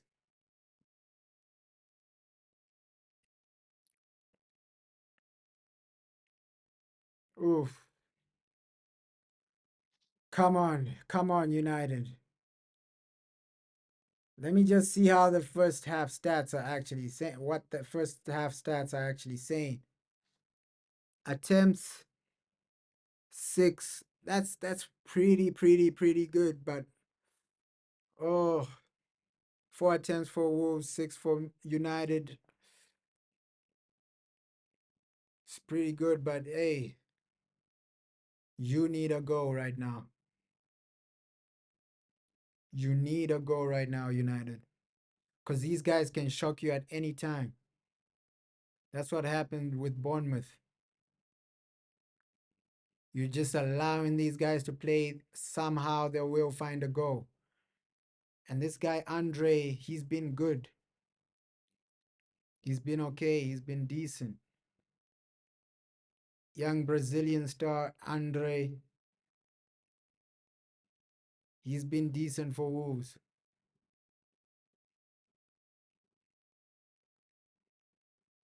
And the way he passes as well, Andre. I don't know why Man United never scouted this guy.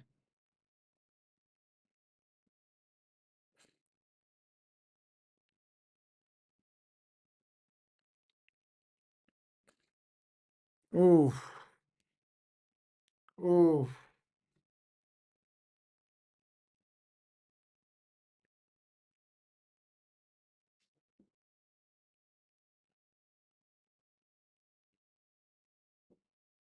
ooh. Not the half we wanted to see. I'll be real.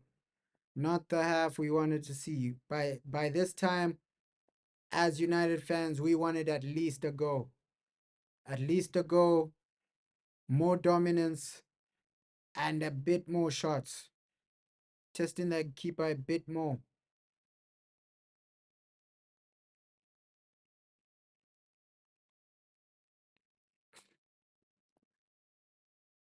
Ooh, this is scaring me because if you play like this against Liverpool in January, yeah, they will destroy you.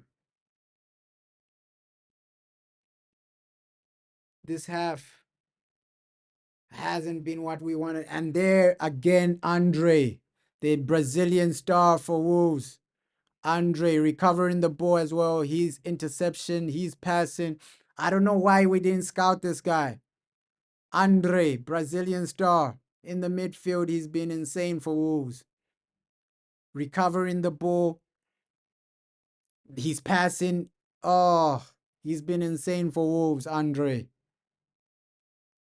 And I think this guy is gonna be Brazil's next big star because he's insane. He's insane in the midfield. Halftime, not the half we actually wanted to see, right? Oh, Andre Onana, he made a pretty good save from the header. Of course, both teams had chances. Both teams could have taken the lead, but none of them have. But for Man United, your viewpoint in the second half should be, hey, let's get a goal that takes us to the next level. Let's get a goal that takes us over the line. That wasn't the half we wanted to see. For me, our attack in the final third, the highlight of our half was that shot from Diego Dalot, right outside the box. That was the highlight from our attack. So attacking wise, we need to improve. Getting goals has been a problem for Man United, especially in the first half. Attacking wise, final third, you have to improve because Wolves, they are getting opportunities. They are getting some good moments, right? Their Brazilian star, Andre, the way he was actually recovering the ball. Wow, that guy, he's talented. Andre, oh, that guy is talented. And for Man United, second half, you got to get that goal. That's the only thing you should be thinking about because already this is a tight game. It's not like we're overly dominating. It's not like we're overly the best team. It's a tight game. You need a goal. Second half, that should be your motivation. That should be the main thing that actually you should be thinking about. Because that half, it hasn't been it hasn't been a top half for Man United. The highlight from us was Diego Dalot's shot outside the box. So offensively, you need to improve. Defensively, I've been impressed with like some guys, Lenny Yoro, we knew he was gonna have a good performance. It's not good gameplay, bro. Like we need to improve in the second half because these guys, Wolves, they can score at any moment. At any that goal needs to come in that second half. Our first goal needs to come. Because if you allow Wolves to score, they might win this game or we might draw this game, and you don't want a situation like that. So second half, the levels in the final third have to improve. The opportunities have to improve. The quality in the final third has to genuinely improve for us to win this because we don't want to be trailing like this. It's not something you want to see. It's not something you want from Manchester United. Like Wolves, they're in our relegation battle for a reason. Yes, they have some good players, Andre, Cunha. They have some pretty good Brazilian players. But overall, you should be the team looking to win this and dominate, right? You should be dominating this game. At least by halftime, you should have had a goal or something. Yeah, Ahmad, we need a bit more from all our attacking players. Ahmad, Bruno, all our attacking players. It hasn't been good enough. The threat isn't there. You can see Wolves are comfortable to come out and play. Wolves are comfortable to risk more men. The first 10 minutes, they weren't doing that, right? But then after a few minutes, they were risking a bit more men. They were playing their football. They were passing it around. Now they're a bit more comfortable to play their game. We need to test their goalkeeper.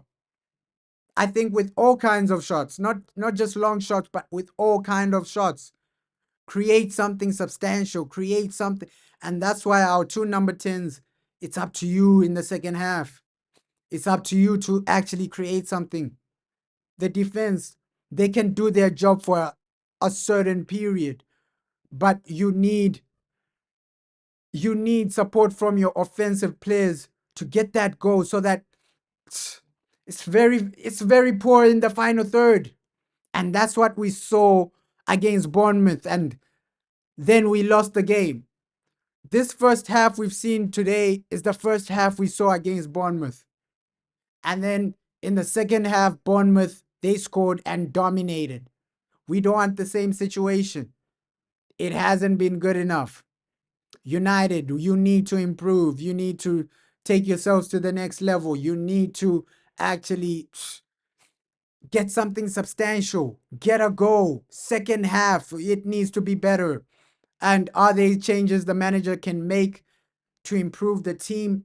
Maybe, but overall, you expect this team to have a better second half, right? Let's hope for a better second half because that first half, it was average. Final third, it was below average, right? Creating opportunities.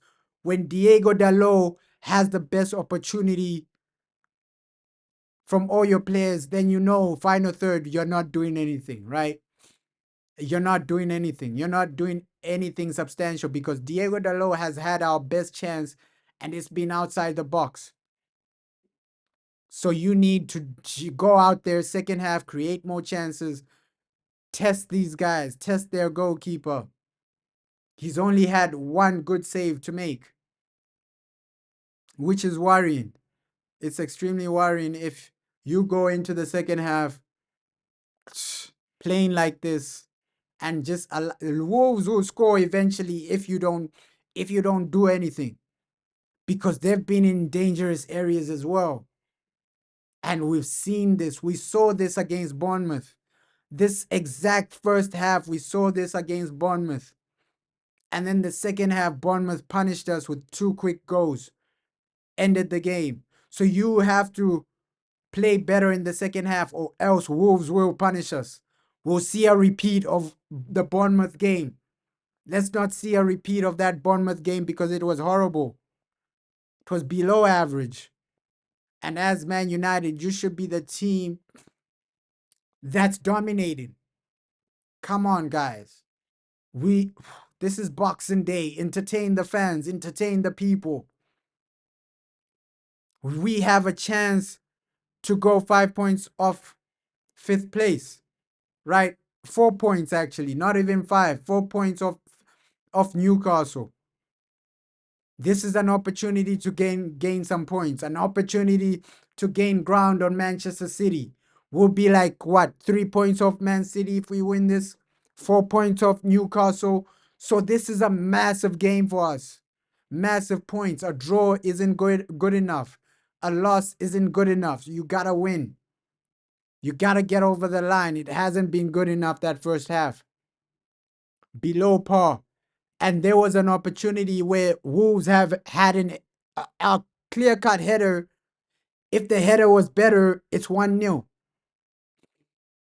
So think United, you just need a go in that second half, because it hasn't been up to par.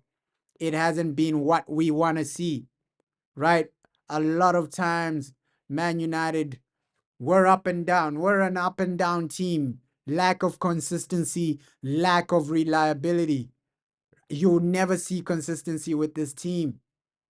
One day you turn up, the next day you're not turning up. We need to see something reliable. And Cunha, he's been causing us a lot of problems. They're number 10, causing us problems, causing us headaches. Him and Andre, the Brazilian midfielder, they're causing us so many problems. Andre in the midfield, he's recovering the ball. He's doing this, he's doing that, passing well.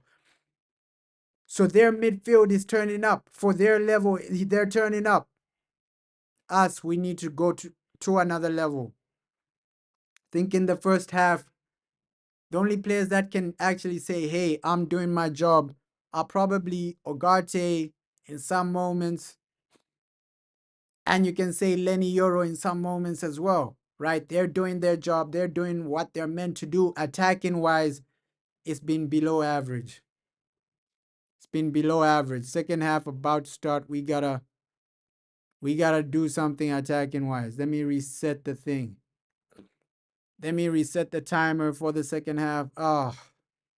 It hasn't been what we expected, what we wanted to see, what we genuinely want as Manchester United, man. Come on. Let me reset that timer. Oh,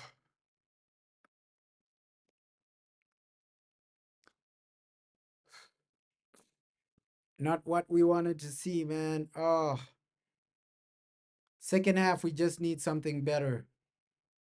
If you can genuinely just show up. And that's the problem with Man United, showing up, being consistent. Final third, it's been horrible. Ah, a team like Wolves are the ones actually giving you problems. Because me worrying like this, some people may think I'm overreacting, but we saw this against Bournemouth, right? Those guys, they only needed a few opportunities to destroy us.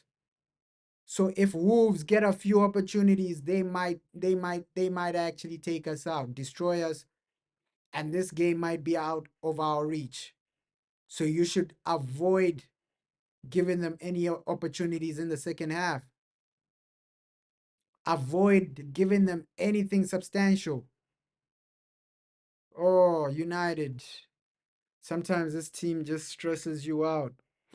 Just stresses you out, right? This was a great opportunity to gain 3 points, to go up the table, to up your goal difference.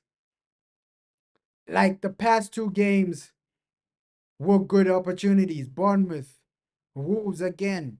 These are great opportunities to gain something because our next three games are hectic, right? Newcastle, then you play Liverpool, then you play Arsenal. That's hectic. So this is the easiest game you're gonna have in the next six, in the next three. Sorry. This is the easiest game we're gonna have in the next few games. So for you to have a poor first half where only Diego Dalot has a realistic opportunity, it's below average. That half wasn't good enough. You gotta create a bit more, United. You gotta create a bit more, something more substantial, something better, something that takes you to the next level.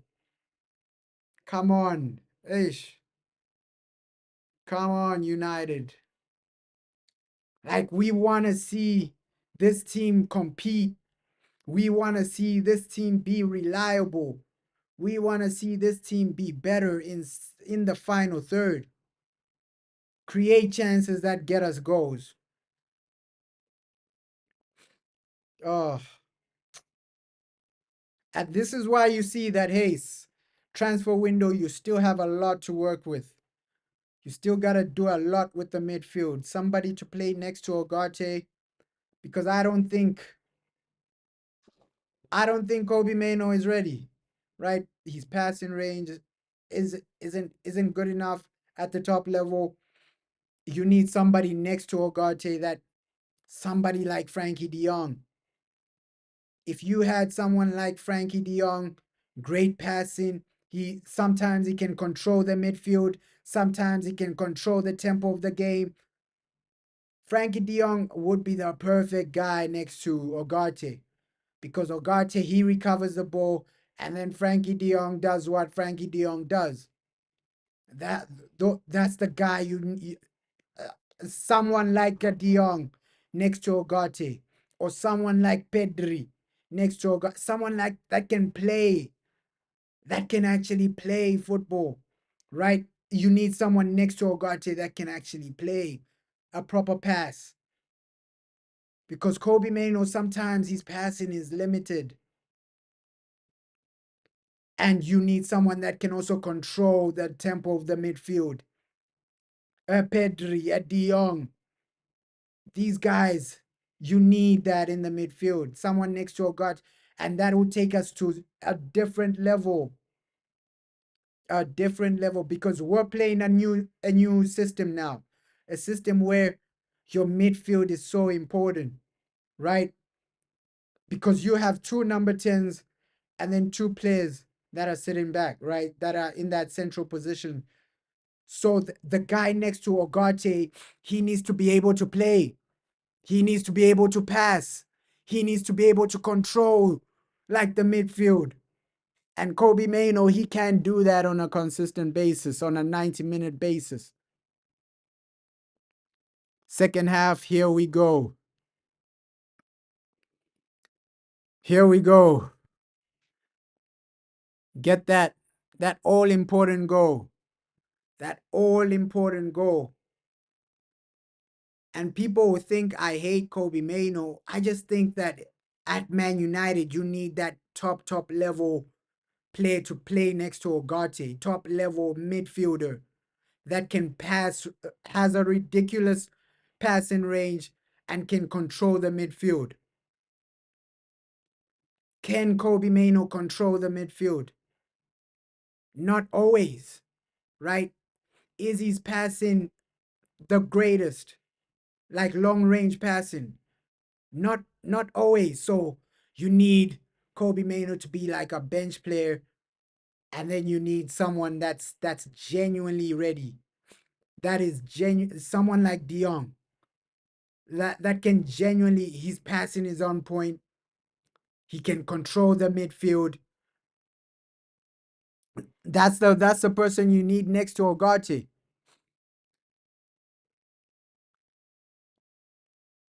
Diego Dalot, come on, come on, come on. Nice simple pass. Ah, again. Free kick Wolves. Yellow for Bruno. Oh, red card for Bruno Fernandes. What? Oh my god, that's why I was so oh my god. That has changed the game. That has changed the game. Red card for Bruno Fernandes. Is it a red card? Oh my god. You're joking. You're actually joking. You're actually joking. Captain Bruno gets a red card. Oh my god, you're actually joking. And that's why you gotta get the advantage as soon as possible. Now we're trailing with the red card. The game becomes harder. The game becomes harder for Manchester United. Massive, massive decision. Red card. Oh my god.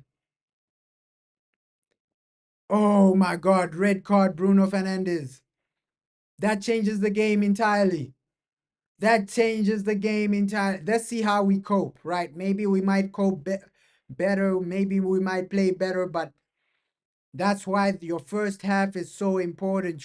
That's why I was so upset that, hey, we didn't get a first half goal because second half, you never know what's going to happen. You can't leave a game to the second half. Oh my God.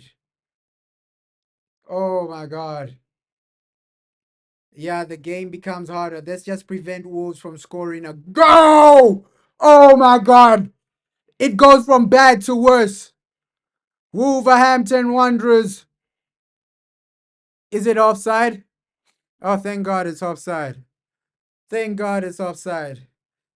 And that's what this is stressful. This is stressful. This game is stressful. This game is stressful. They almost got that first goal. And that's how quick a game can actually change. Oh, VAR, don't do us over. Do not do us over, VAR. That is not a goal. Oh, wow. Wow. Wow. That's how football can change. That's how football can change. No, no, no, no, no. VAR, do not do us over. This is not a goal. Disallow the goal right now. Disallow the goal right now. That's why in the first half I was panicking because situations like this, you never know what's going to happen in the second half. Right? Oh, this is like deja vu from the Bournemouth game. Right? Bournemouth score an early goal in the second half. Let's hope VAR disallows this. VAR, do not do us over. Oh my God. They might do us over. They might do us over. Oh my God. Oh, it's not a goal. It's not a goal. Still 0-0. Oh, United. Oh my God. Oh my God. United, you can't be playing like this week in, week out. Bruno, you made things harder for us. You made things extremely harder for us. That red card puts us at a massive disadvantage. Oh, now you gotta defend extra. Oh, and with a situation like this, where you have a red card, you might need to bring in Casemiro because his defensive attributes, his defensive and offensive attributes, you can use them now. You can use them now. Will Kobe may not be able to cope right now? Most probably not. Most probably not. So you need somebody with energy like Casemiro to cover two positions. Now that we have this red card, you need somebody with energy like Casemiro, with aggression like Casemiro to cover two positions. Because we know that hey, Ugarte, he he's an animal, right? He can cover like a lot of ground, but you need another player now that you have a red card like Casemiro that can cover a lot of ground as well. Because we're under pressure right now. Corner for Wolves. We're under pressure right now.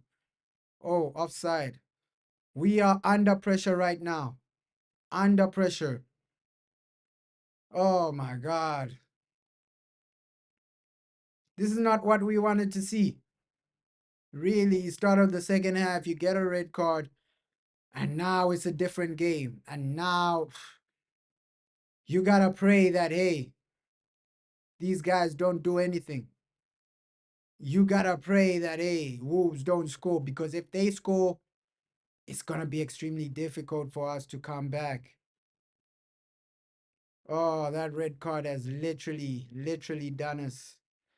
Of course, Wolves were still getting great opportunities before the red card, but that red card just cemented a difficult game for Man United.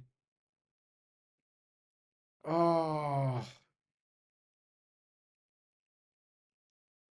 let's see what the manager does, right? Red card. Obviously, he had some tactical changes at halftime, but that red card has ruined everything. It has ruined everything. Oh, another horrible pass from Kobe Mano. Oh my God, no, counter attack. You gotta cut off all the Wolves counter attacks. Kobe Mano, yellow card. It's not a great game for him today. You gotta sub him off. You gotta sub him off. If he gets another yellow, that's a red card, and two red cards is something you don't wanna you don't wanna experience. Right? With one red card, you still have a chance, but two might be game over. Oh, great tackle by Diego Dalot. Here it's about defensive structure. Defensive structure. Just keep that clean sheet as long as you can.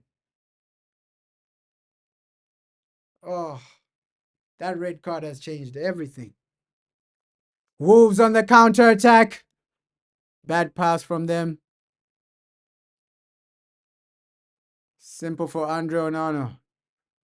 Oh, this has changed everything. Our game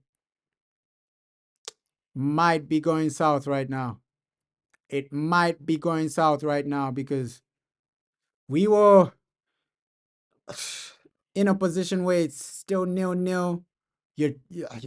You're still 11 men, but this red card has made the game way harder for us. Extremely harder for us.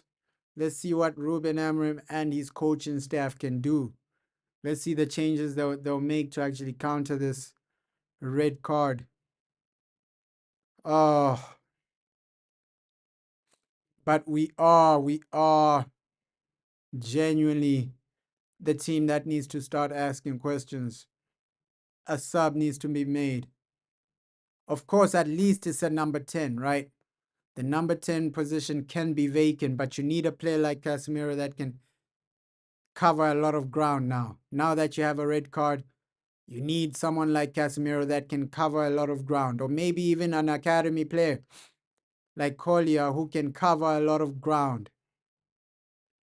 Because right now it's about covering a lot of ground. The ground that Bruno was supposed to cover, you need somebody to come in there. And probably you need to. It's a number 10 position, so You don't really need to panic, but overall, your main priority is preventing Wolves from scoring. If they score, then the game, it looks hard to come back from. So for Man United, your main priority is A, prevent these guys from scoring. You have a red card. It's not like it's a red card in the defensive positions. It's just a number 10. We weren't creating either way. With Bruno, we weren't creating, so this red card won't overly affect us. But you gotta prevent. You can see the momentum is with Wolves. And sometimes a red card is only psychological. It's only psychological sometimes. Because in that number 10 position, were we actually doing anything to cause Wolves a lot of problems? Was Bruno making a lot of was Bruno making a massive impact in this game? No. So that red card shouldn't overly affect us. Sometimes it's just a psychological thing.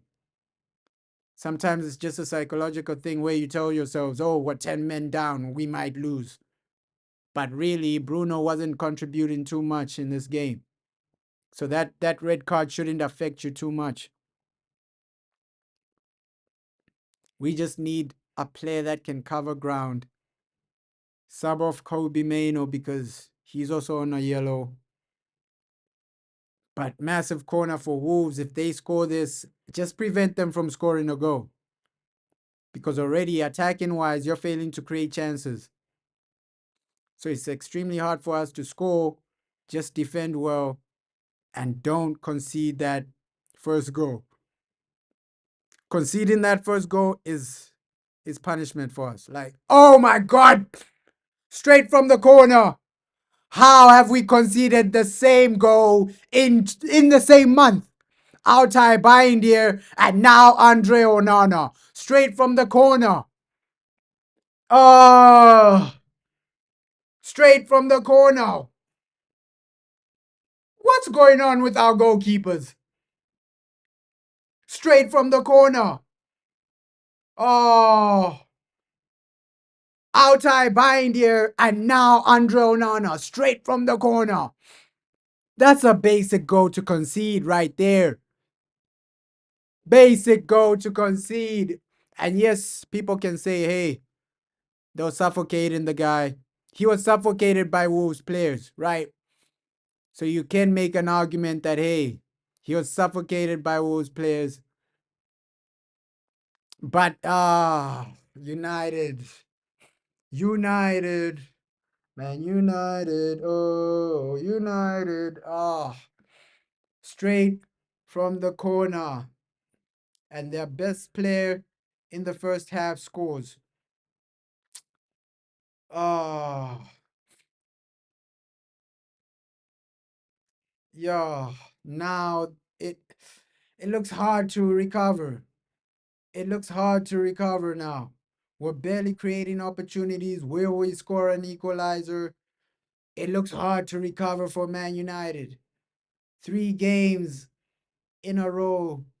You can't lose 3 games in a row. Come on, Man United. You cannot lose 3 games in a row. Oh my God.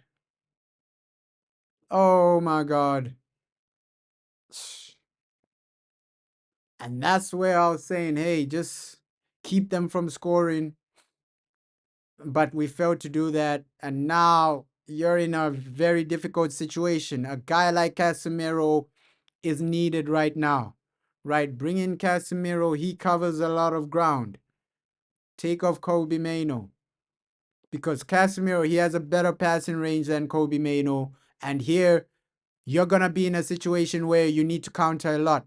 You need a guy like Casemiro to make those passes from deep in the midfield. Kobe Maino won't be able to do that, right? You got to remove Kobe Maino right now. Bring on Casemiro. He covers two positions. The energy from Casemiro, he covers ground. That's what people can't argue with. Casemiro, his energy, he covers ground. Him and Ugarte together under Ruud van Nistelrooy, that partnership was scary. You saw how much ground those guys were covering, Casemiro and Ugarte. That partnership under Ruud Van Nistelrooy was scary. We saw how teams were suffocated. They were suffocated. Casemiro and Ugarte. That partnership was scary, and we haven't seen that under Ruben Amorim yet, right? That partnership, we need to see that right now because it suffocates. They recover the ball so fast, and you need to remove Kobe Mano right now because he's on a yellow and his passing range is limited. In a game like this where you're chasing, he's the worst player to have in the deep in the midfield. If he was a bit higher up, fair enough. But Kobe Mano right now, deep in the midfield, he won't make passes that are gonna change the game. His passing range is a bit limited. That's why you need a player like Frankie De Jong playing next to Ugarte. If Frankie was there, because let's keep it honest, right? Let's keep it real. Is Kobe Mano as good as Frankie De Jong? He's nowhere near that level. He can't control the midfield. His passing is limited. So you need in the summer transfer window to bring a proper midfielder to play next to Ugarte. Looks like Anthony is coming on. Let's see the change with Anthony. Will Anthony make a massive change? Oh, you can't have 3 losses in a row. Man United, at least Casemiro is coming on. Kobe Mano is coming off. That was the change. At least the manager saw that was the change to make. That was the change to make. The moment you got that red card, that was the change to make. Oh my God, Ugarte coming off. You need this man. You kind of need Ugarte playing Eriksen while we're 1-0 down. Ugarte for Eriksen, I think that was a mistake from the manager. I think that's a mistake from the manager. You need Ugarte's ground. You're 10 men down, right? Eriksen won't make up the ground. Ugarte is a guy that genuinely covers a lot of ground when you're 10 men down. So Eriksen for Ugarte, I think that's a mistake from the manager, but let's see what he has in mind. Let's see what he has in mind. But Kobe Mano coming off, that was the right decision. He should have come off. He should have been sacrificed the moment we got that red card. Kobe Mano should have been sacrificed for Casemiro the moment we got that red card. But I don't know why the manager doesn't want to play Casemiro and Ugarte together. We haven't seen that partnership yet. Wow. And we might go 3 games back to back losing. Oh, guys, get your heads together. That's why I was panicking in the first half when we were playing so badly. That first half,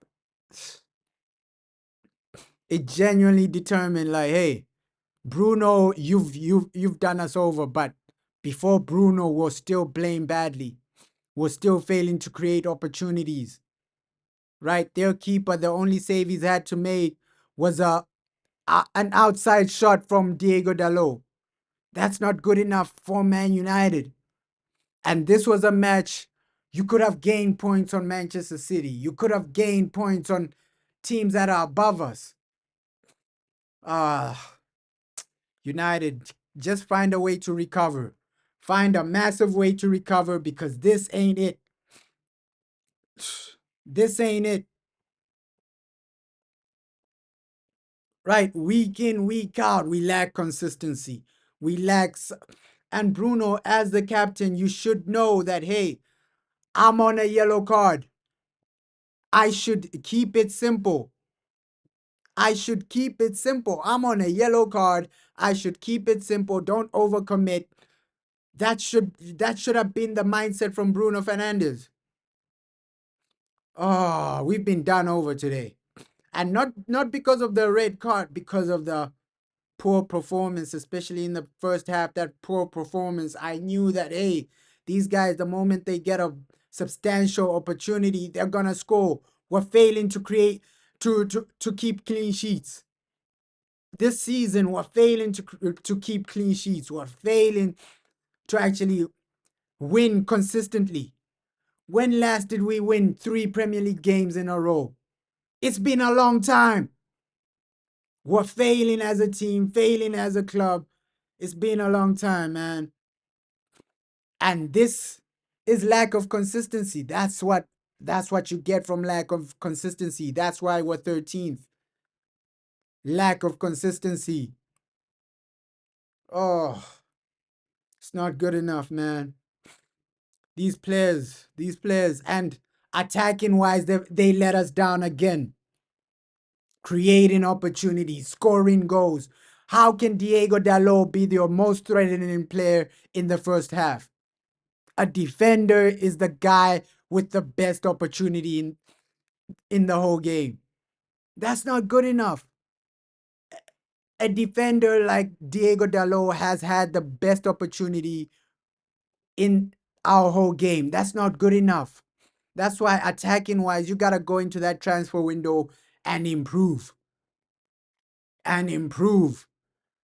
I think next game, Casemiro has to start next to Ugarte. You gotta certify those 3 points.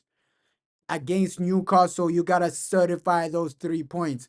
Because if you lose to Newcastle, that's 4 losses in a row. And Newcastle are not a joke. They're not a joke. Let's just remember that our next game is Newcastle. And then you play Liverpool.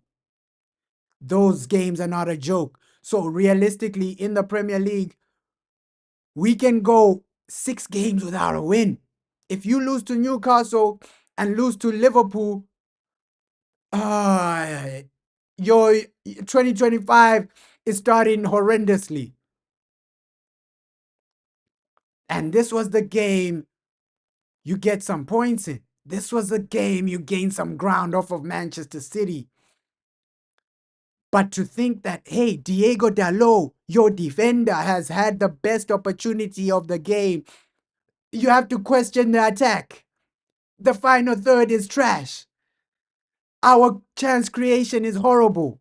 Diego Dalot, your defender, is the guy that's having the most threat. That's had the biggest opportunity. That's embarrassing right there.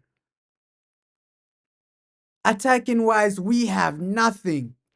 We have nothing. Creating chances, we have nothing. And it's below average for Man United. Even in the first half. And I know, yes, a red card, it genuinely affects you. But first half, what was the excuse for not creating opportunities? What was the excuse for Diego Dalot being your most threatening? Oh, Anthony! Off target, off target. I thought it went in. I saw the side netting and thought it was 1-1. Anthony has come on and he's already showing us, hey, I can do something. I can try. I can add some energy. Come on, United. Oh, these are the games you take advantage of. You can't beat Boxing Day, massive day. We were looking forward to this game. And I know it's an away game. Away games are always hard. Away games are always a mess.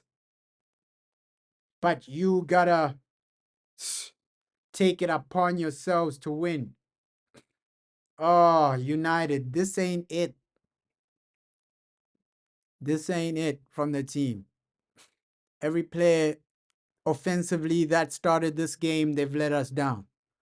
Because offensively, we offered nothing in that first half. And that always hurts you long term. A bad first half always hurts you long term. Yes, sometimes you might be able to change the performance in the second half, but usually, hey, first 30 minutes, you score a goal, put yourself in a comfortable situation, and then moments like when Bruno has to take one for the team to get a red card, it doesn't happen. And Bruno, he didn't do anything in the first half, right? Offensively, all our players, they didn't turn up. That first half, they didn't turn up offensively. and you gotta turn up to win games. Oh, guys, Wolves, these guys are in a relegation battle. I know they have a new manager, but still. Oh. And you can see this Andre guy for Wolves. He's like a young Casemiro. This Andre guy for Wolves. I've been impressed with him. No lie. Think midfield wise, we need somebody next to Ogarte. Time and time again, Kobe Mano shows us that, hey, I'm not ready. Hey, my passing isn't good enough. Hey, I'm unable to control the midfield. So you play me next to Ogarte, it doesn't really make sense long term. So we need a guy. We need to get in a guy that can play next to Ogarte, somebody that can pass, somebody that can control the midfield. Kobe Mano won't do that for you. So you need. I think Frankie De Jong would have been the perfect guy. He can control a midfield. His passing is unbelievable.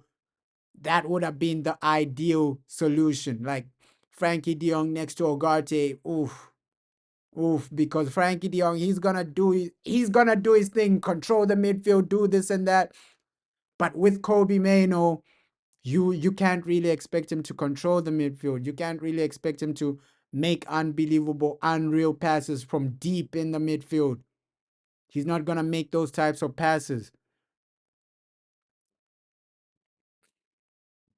So for us as a fan base, we've raised the expectations for Kobe Mano too high, right? Because based on his ability as a midfielder, we should have been looking at him. Okay, let him develop, let him actually improve his game, right? Improve the way he controls the midfield, improve his passing before we put him on this world class level. What we need to be doing is get a already world class midfielder. I'm not saying it has to be Frankie De Jong because that guy, his wages are ridiculous. 700K per week is insane. Barcelona are getting scammed there, but he's a good midfielder, Frankie De Jong. But we're not gonna pay his 700K per week wages, especially under Sir Jim Ratcliffe. We ain't paying Frankie De Jong 700K. He would have been the ideal solution. Him or Pedri, somebody that can actually play football, right? Somebody that can actually control the midfield, make good passes from deep into the midfield. Pedri, Frankie De Jong, those were the players that would have been ideal, right? But there are other players you can get Man United that can do what Frankie De Jong does, right? That can control a midfield, that can make unbelievable passes. You need to improve that midfield. The first half shows us that, hey, in a lot of games this season, Kobe Mano has showed us that, hey, me playing next to Ogarte, it won't work. It won't work because will Kobe control the midfield? It's highly unlikely. Will he make good passes deep in the midfield? It's highly unlikely. Yes, he'll drive forward with the ball extremely well, but you need somebody like De Jong in that midfield.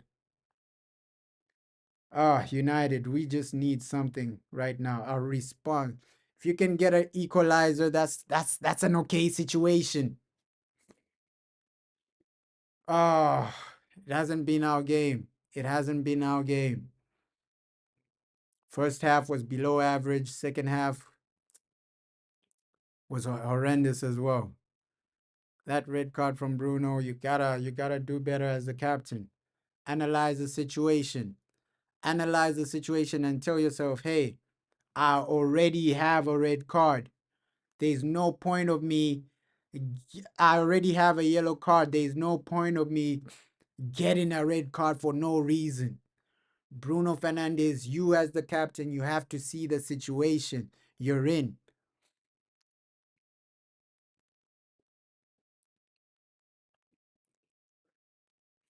Oh, But let's see who he plays in the next game. So no Bruno for the Wolves game. That might be a positive because now we might see somebody else in that number 10 role. Because in the first half, Bruno didn't create anything. He failed to create anything. I have to be realistic and real. Oh, United.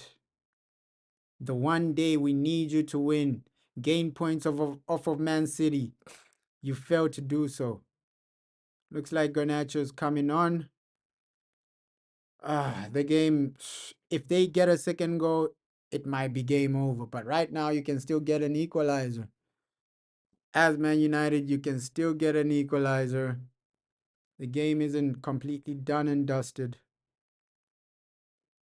but it's not looking good for us. It ain't looking good for us.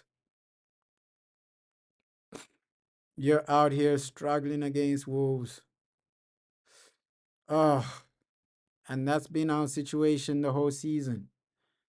Either we're struggling against a team we're not supposed to struggle against, or we're losing games we didn't expect to lose. It just takes you out, man. It just takes you out. This season, it just disappoints you massively. If you keep failing to be consistent, failing to win games, failing to, and let's be fair with Wolves. Even before the red card, they were playing better than us in some moments. Ah, come on. Let's hope the next game we win because this situation, 3 losses in a row. We lost to Tottenham, we lost to Bournemouth, and if we lose here, it's three games lost in a row. Not the best situation. Not the best situation to be in. Ah, great interception there. Let's just prevent Wolves from scoring a second goal. That second goal takes us out. It takes us out, really.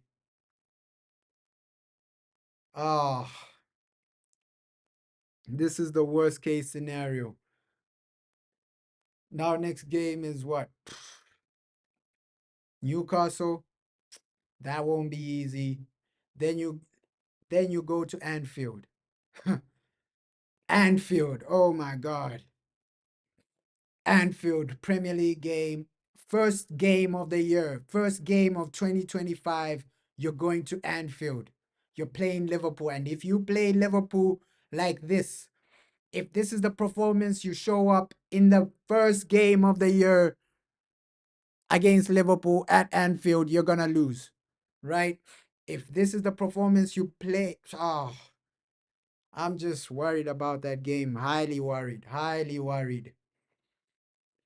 Oh my God. Massive changes. Zersky on. Garnacho on. Will they make an impact? I hope so. But this game has just taken me out, man. The positivity has gone. Oh,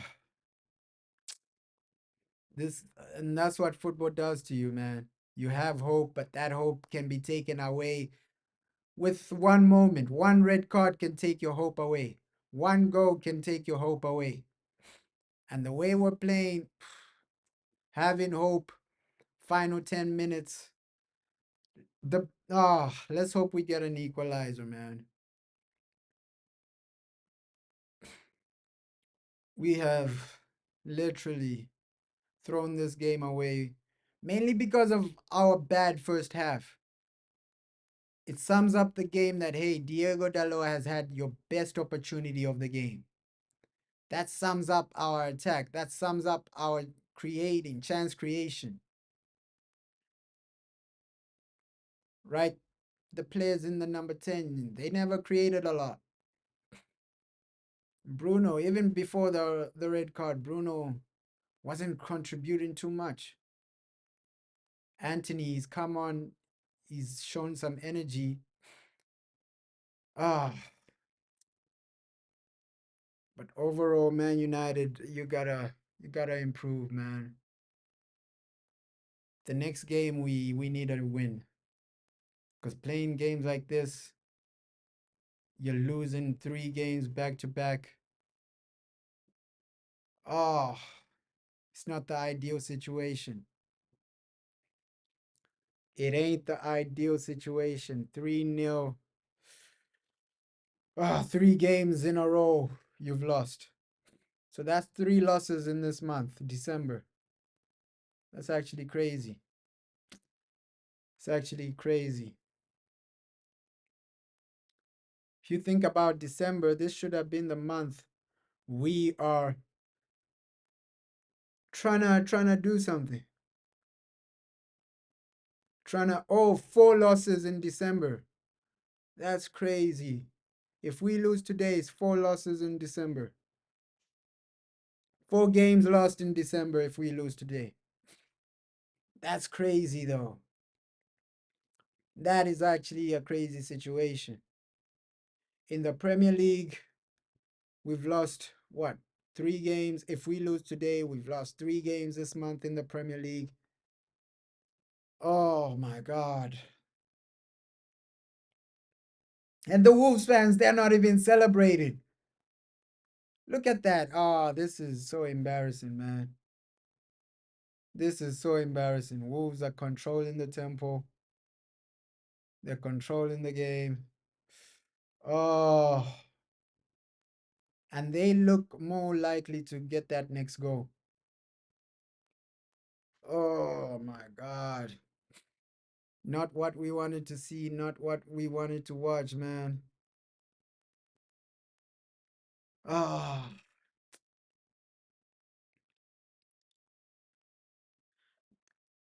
this team always destroys your hope. It always destroys your hope. It always destroys your positivity, man. And sometimes you can't work magic with the same players, right? Get a new manager, but you still have the same players. The results are gonna stay the same sometimes. So you need a better January transfer window. You need a better summer transfer window to see some type of consistency.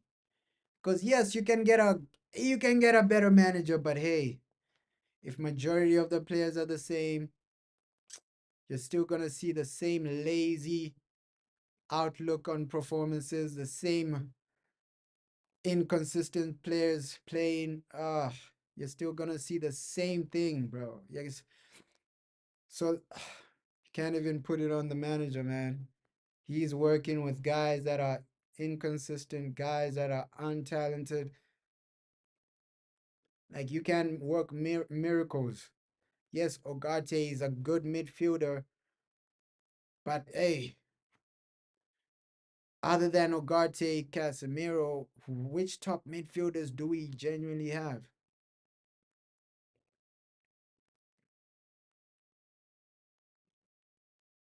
Oh,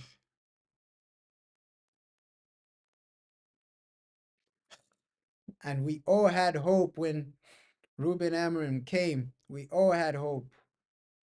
We all had hope, but this result right here, if we lose, it certifies us not getting top five. Top five, top four might be gone after this. It might be gone. Oh, and every time you have some type of hope, the players will they'll destroy that hope. They'll destroy that hope. They'll show you why they're not good enough for Man United. Genuinely, in this team, you can only see 3 players that will give you consistency: Mazraoui, Ugarte, and Delete. The rest, they won't give you consistency, man. They'll have some good games here and there, but consistency, you can only expect consistency from Mazraoui, Delete, Ugarte. Those are the only guys that will give you consistency, right? And at the top level, our midfield, if you compare our midfield to other teams, it's really below average. It's really below average because in that midfield, if yes, when we play Casemiro, Garte, it's scary, right? But then when you're playing Kobe Mano, like the guy can't control the midfield. His passing range is limited. Oh, we genuinely need a massive, massive transfer window. Massive transfer window.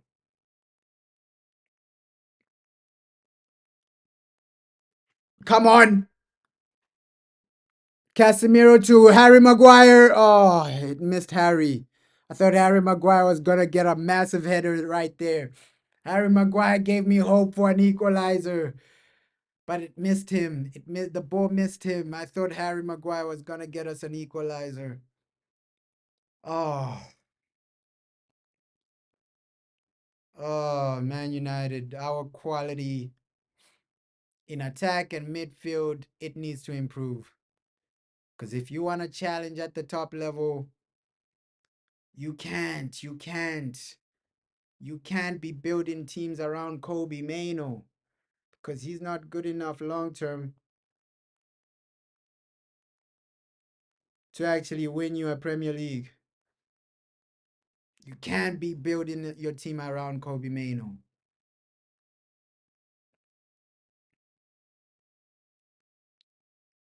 Oh, come on. At least an equalizer. At least an equalizer. Because it's not like I hate Kobe Mano. It's just that the guy, you're a central midfielder. You got to be able to control the game, control the midfield. Your passing has to be better, right? If he was like an attacking midfielder, Kobe Mano, he'll be good. The way he drives the ball forward. But overall, you just need better players in the midfield and the attack. Oh, midfield attack, you need better players. We're being let down right now. In a lot of games, our attack lets us down. There's only so long your your defense can defend pressure, right? That's why you need that midfield to control the game, to control the tempo, to control the ball.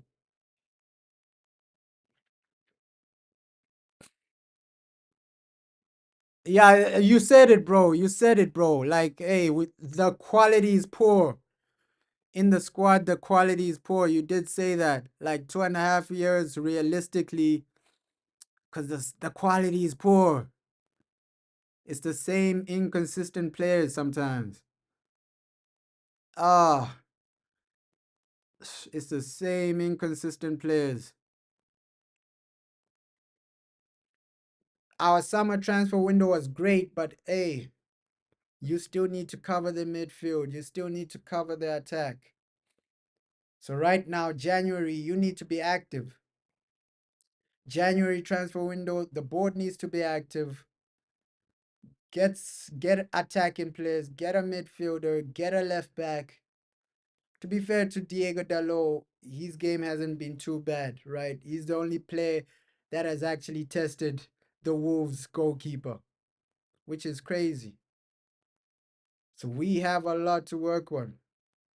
The quality on this in this team is below average, man. Inconsistency is there, and when you're bringing Ericsson to change the game, then you know that hey,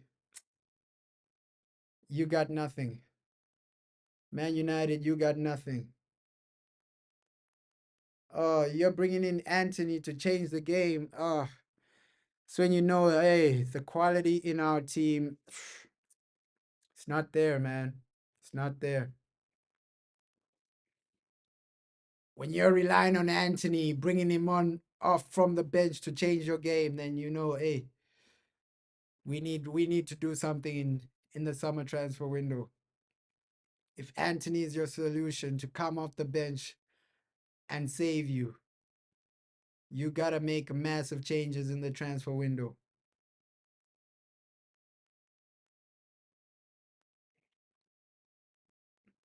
Massive, massive changes. Attacking wise, it's been poor. Chance creation wise, it's been poor. And we've been seeing this game after game after game. Our attack let us down so many times.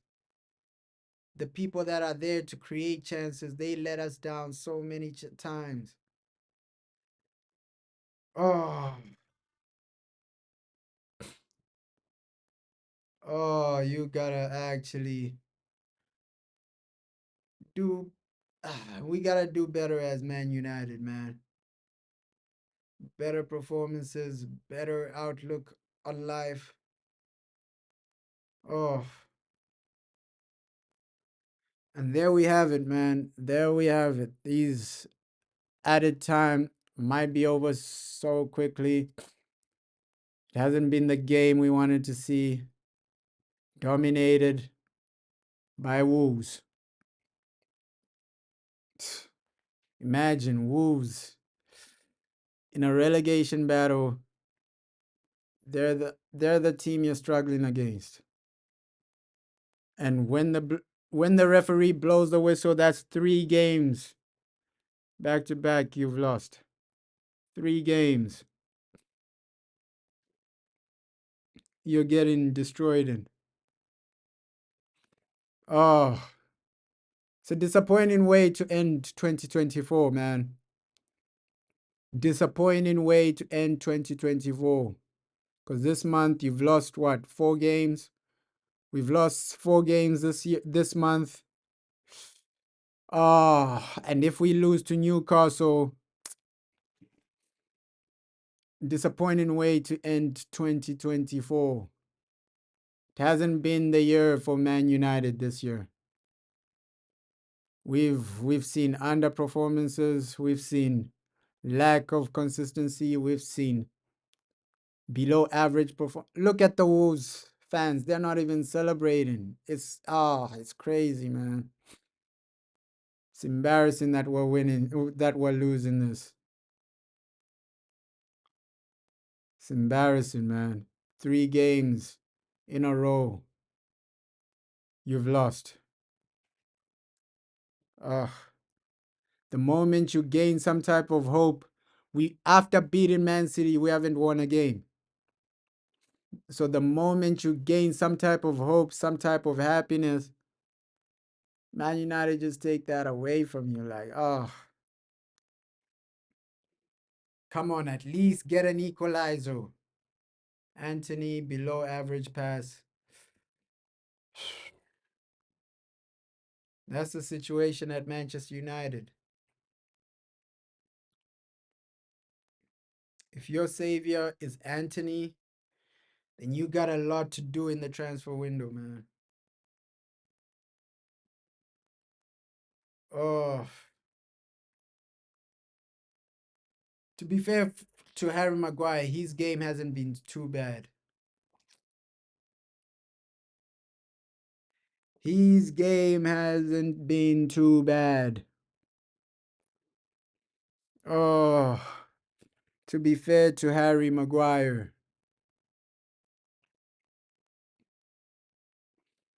Oh, this is not what we want to see. This is not what we want to see week in, week out. You guys disappoint. You guys let us down. You guys underperform week in, week out. Harry Maguire is the guy trying to save you. Harry Maguire is the guy trying to get you a goal. It's embarrassing. It's embarrassing. He's the guy trying to get you a goal. Where's your striker with the header? It's embarrassing. Harry Maguire is the guy trying to get you the goal in the final minutes. Oh,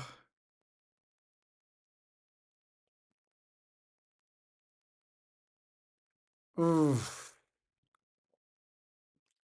Oh my God. The moment you have some type of hope that, hey, Man United, we can go into the top half of the table. We can win this game and go into the top half of the table. They let you down and lose the game. The moment you gain some hope, the moment you gain some actual positivity, man. Oh,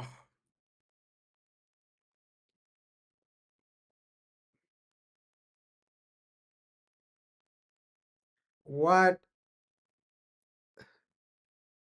an underwhelming day. What an underwhelming game. All you needed was 3 points. You go to the top half of the table. You're gonna be 4 points off Newcastle. Like the situation was better for you, but you keep losing games like this. You lost to Bournemouth, and now you're about to lose to Wolves. That's 6 points. With 6 points, you could have been in a better position. You could have been above Wolves. Genuinely, you could have been above Man City with 6 points. With now you're looking back at all the games you've lost. Plus this one. Oh, the players are not good enough, man. Think Anthony, you need to improve on that. To be fair, Anthony isn't even a starter, right? Anthony isn't even a starter. But the starting players, we need to improve upon a lot of them. And this is why Kobe Mano can't be your main man. He cannot be your main man in that midfield.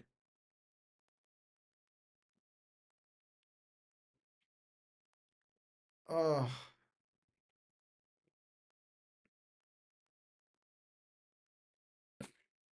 come on. Oh my God, 2-1. Oh my God, 2-1. Ah, 2-0 actually. Oh, 2-0 destroyed. Game over. Game over. Game over. Boxing Day is we've been shocked, we've been destroyed, we've been outplayed by the Wolves. The Wolves hunted us down and they destroyed us, man. Look at that. Look at that. Two easy, comfortable counterattack for Wolves. Easy, comfortable counterattack. For me, my hope was destroyed the moment we went 1-0 down.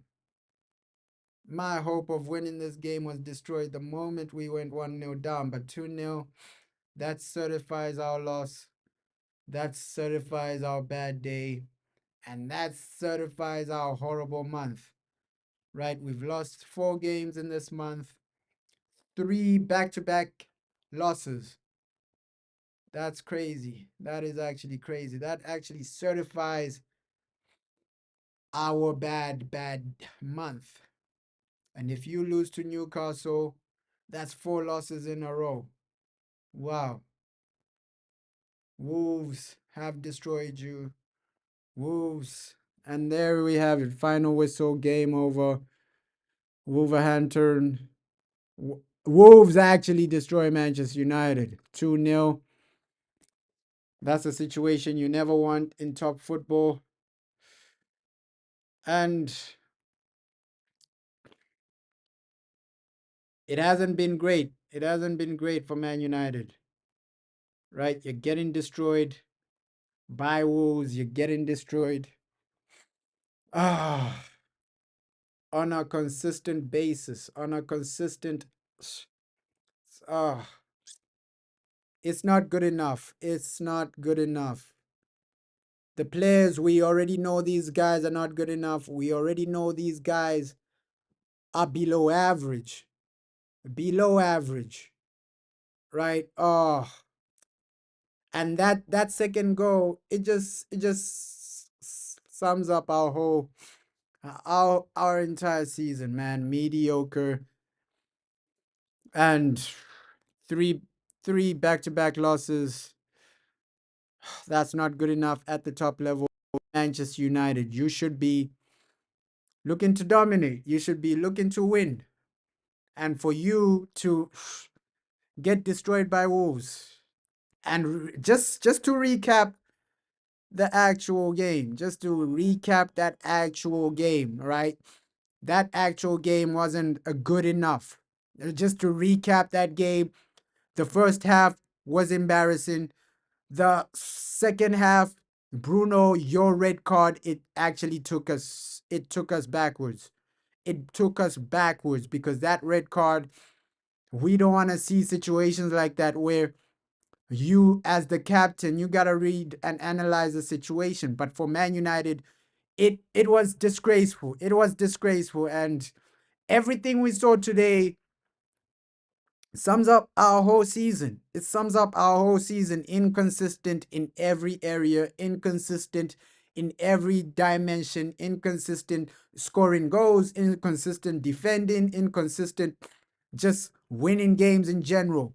So, Man United, your lack of consistency has cost you in a lot of games, right? First half, we wanted you to dominate and actually get a better result, dominate and actually take the game to Wolves, get the first goal, but you failed to do that. The red card comes. That's when the goal comes. But to be fair, Wolves, even before the red card, they were causing us a lot of problems. So, with Man United, you got to improve on consistency. You got to improve consistency with performances because right now, Wolves, yes, they're a good team, but they shouldn't be beating you 2-0, right? Even with a red card, you're supposed to defend better in some situations. And this just sums up us as a team, us as individuals. Our team isn't good enough, right? When you're relying on Anthony to come and save the day, it means your team isn't good enough. And in the in the transfer window, I want the board to actually back this man, take us to the next level, and just spend the money, spend the the time, spend the resources to improve these players, to improve our consistency as well. So, not the game you want to see on Boxing Day. It was below average, and you gotta actually ask the questions that, yo, Man United, what are you doing? What are you actually doing with the performances? The performances are not good enough, man. Second half, you fall apart. First half, you fail to, and the main problem with United is the fact that you're failing to score goals. That's that's heartbreaking. That's heartbreaking. The fact that you're failing to score goals, it's gonna do you over. It's gonna do you over. It's gonna do you over. The fact that we're failing to score goals, we're failing to actually win games, we're failing to be consistent, we're failing to just genuinely be a team that you can rely on. There's no reliable player in this team. Lack of reliability, lack of consistency, lack of overall, the game was just bad from start to finish, right? This team always lacks consistency. This team always lacks like the ability to destroy games early. Oh, as fans, I know the fans are upset. They spent their time watching that game on a massive Boxing Day, on a massive. It was a massive day for fans to just relax and watch good football, but we didn't get that, right? We didn't get that. We didn't get good football. We didn't get a great performance. It just sums up our whole month, and let's hope people recover from this situation. Not the game we wanted to watch, not the game we wanted to see, but yeah, let's hope we win our next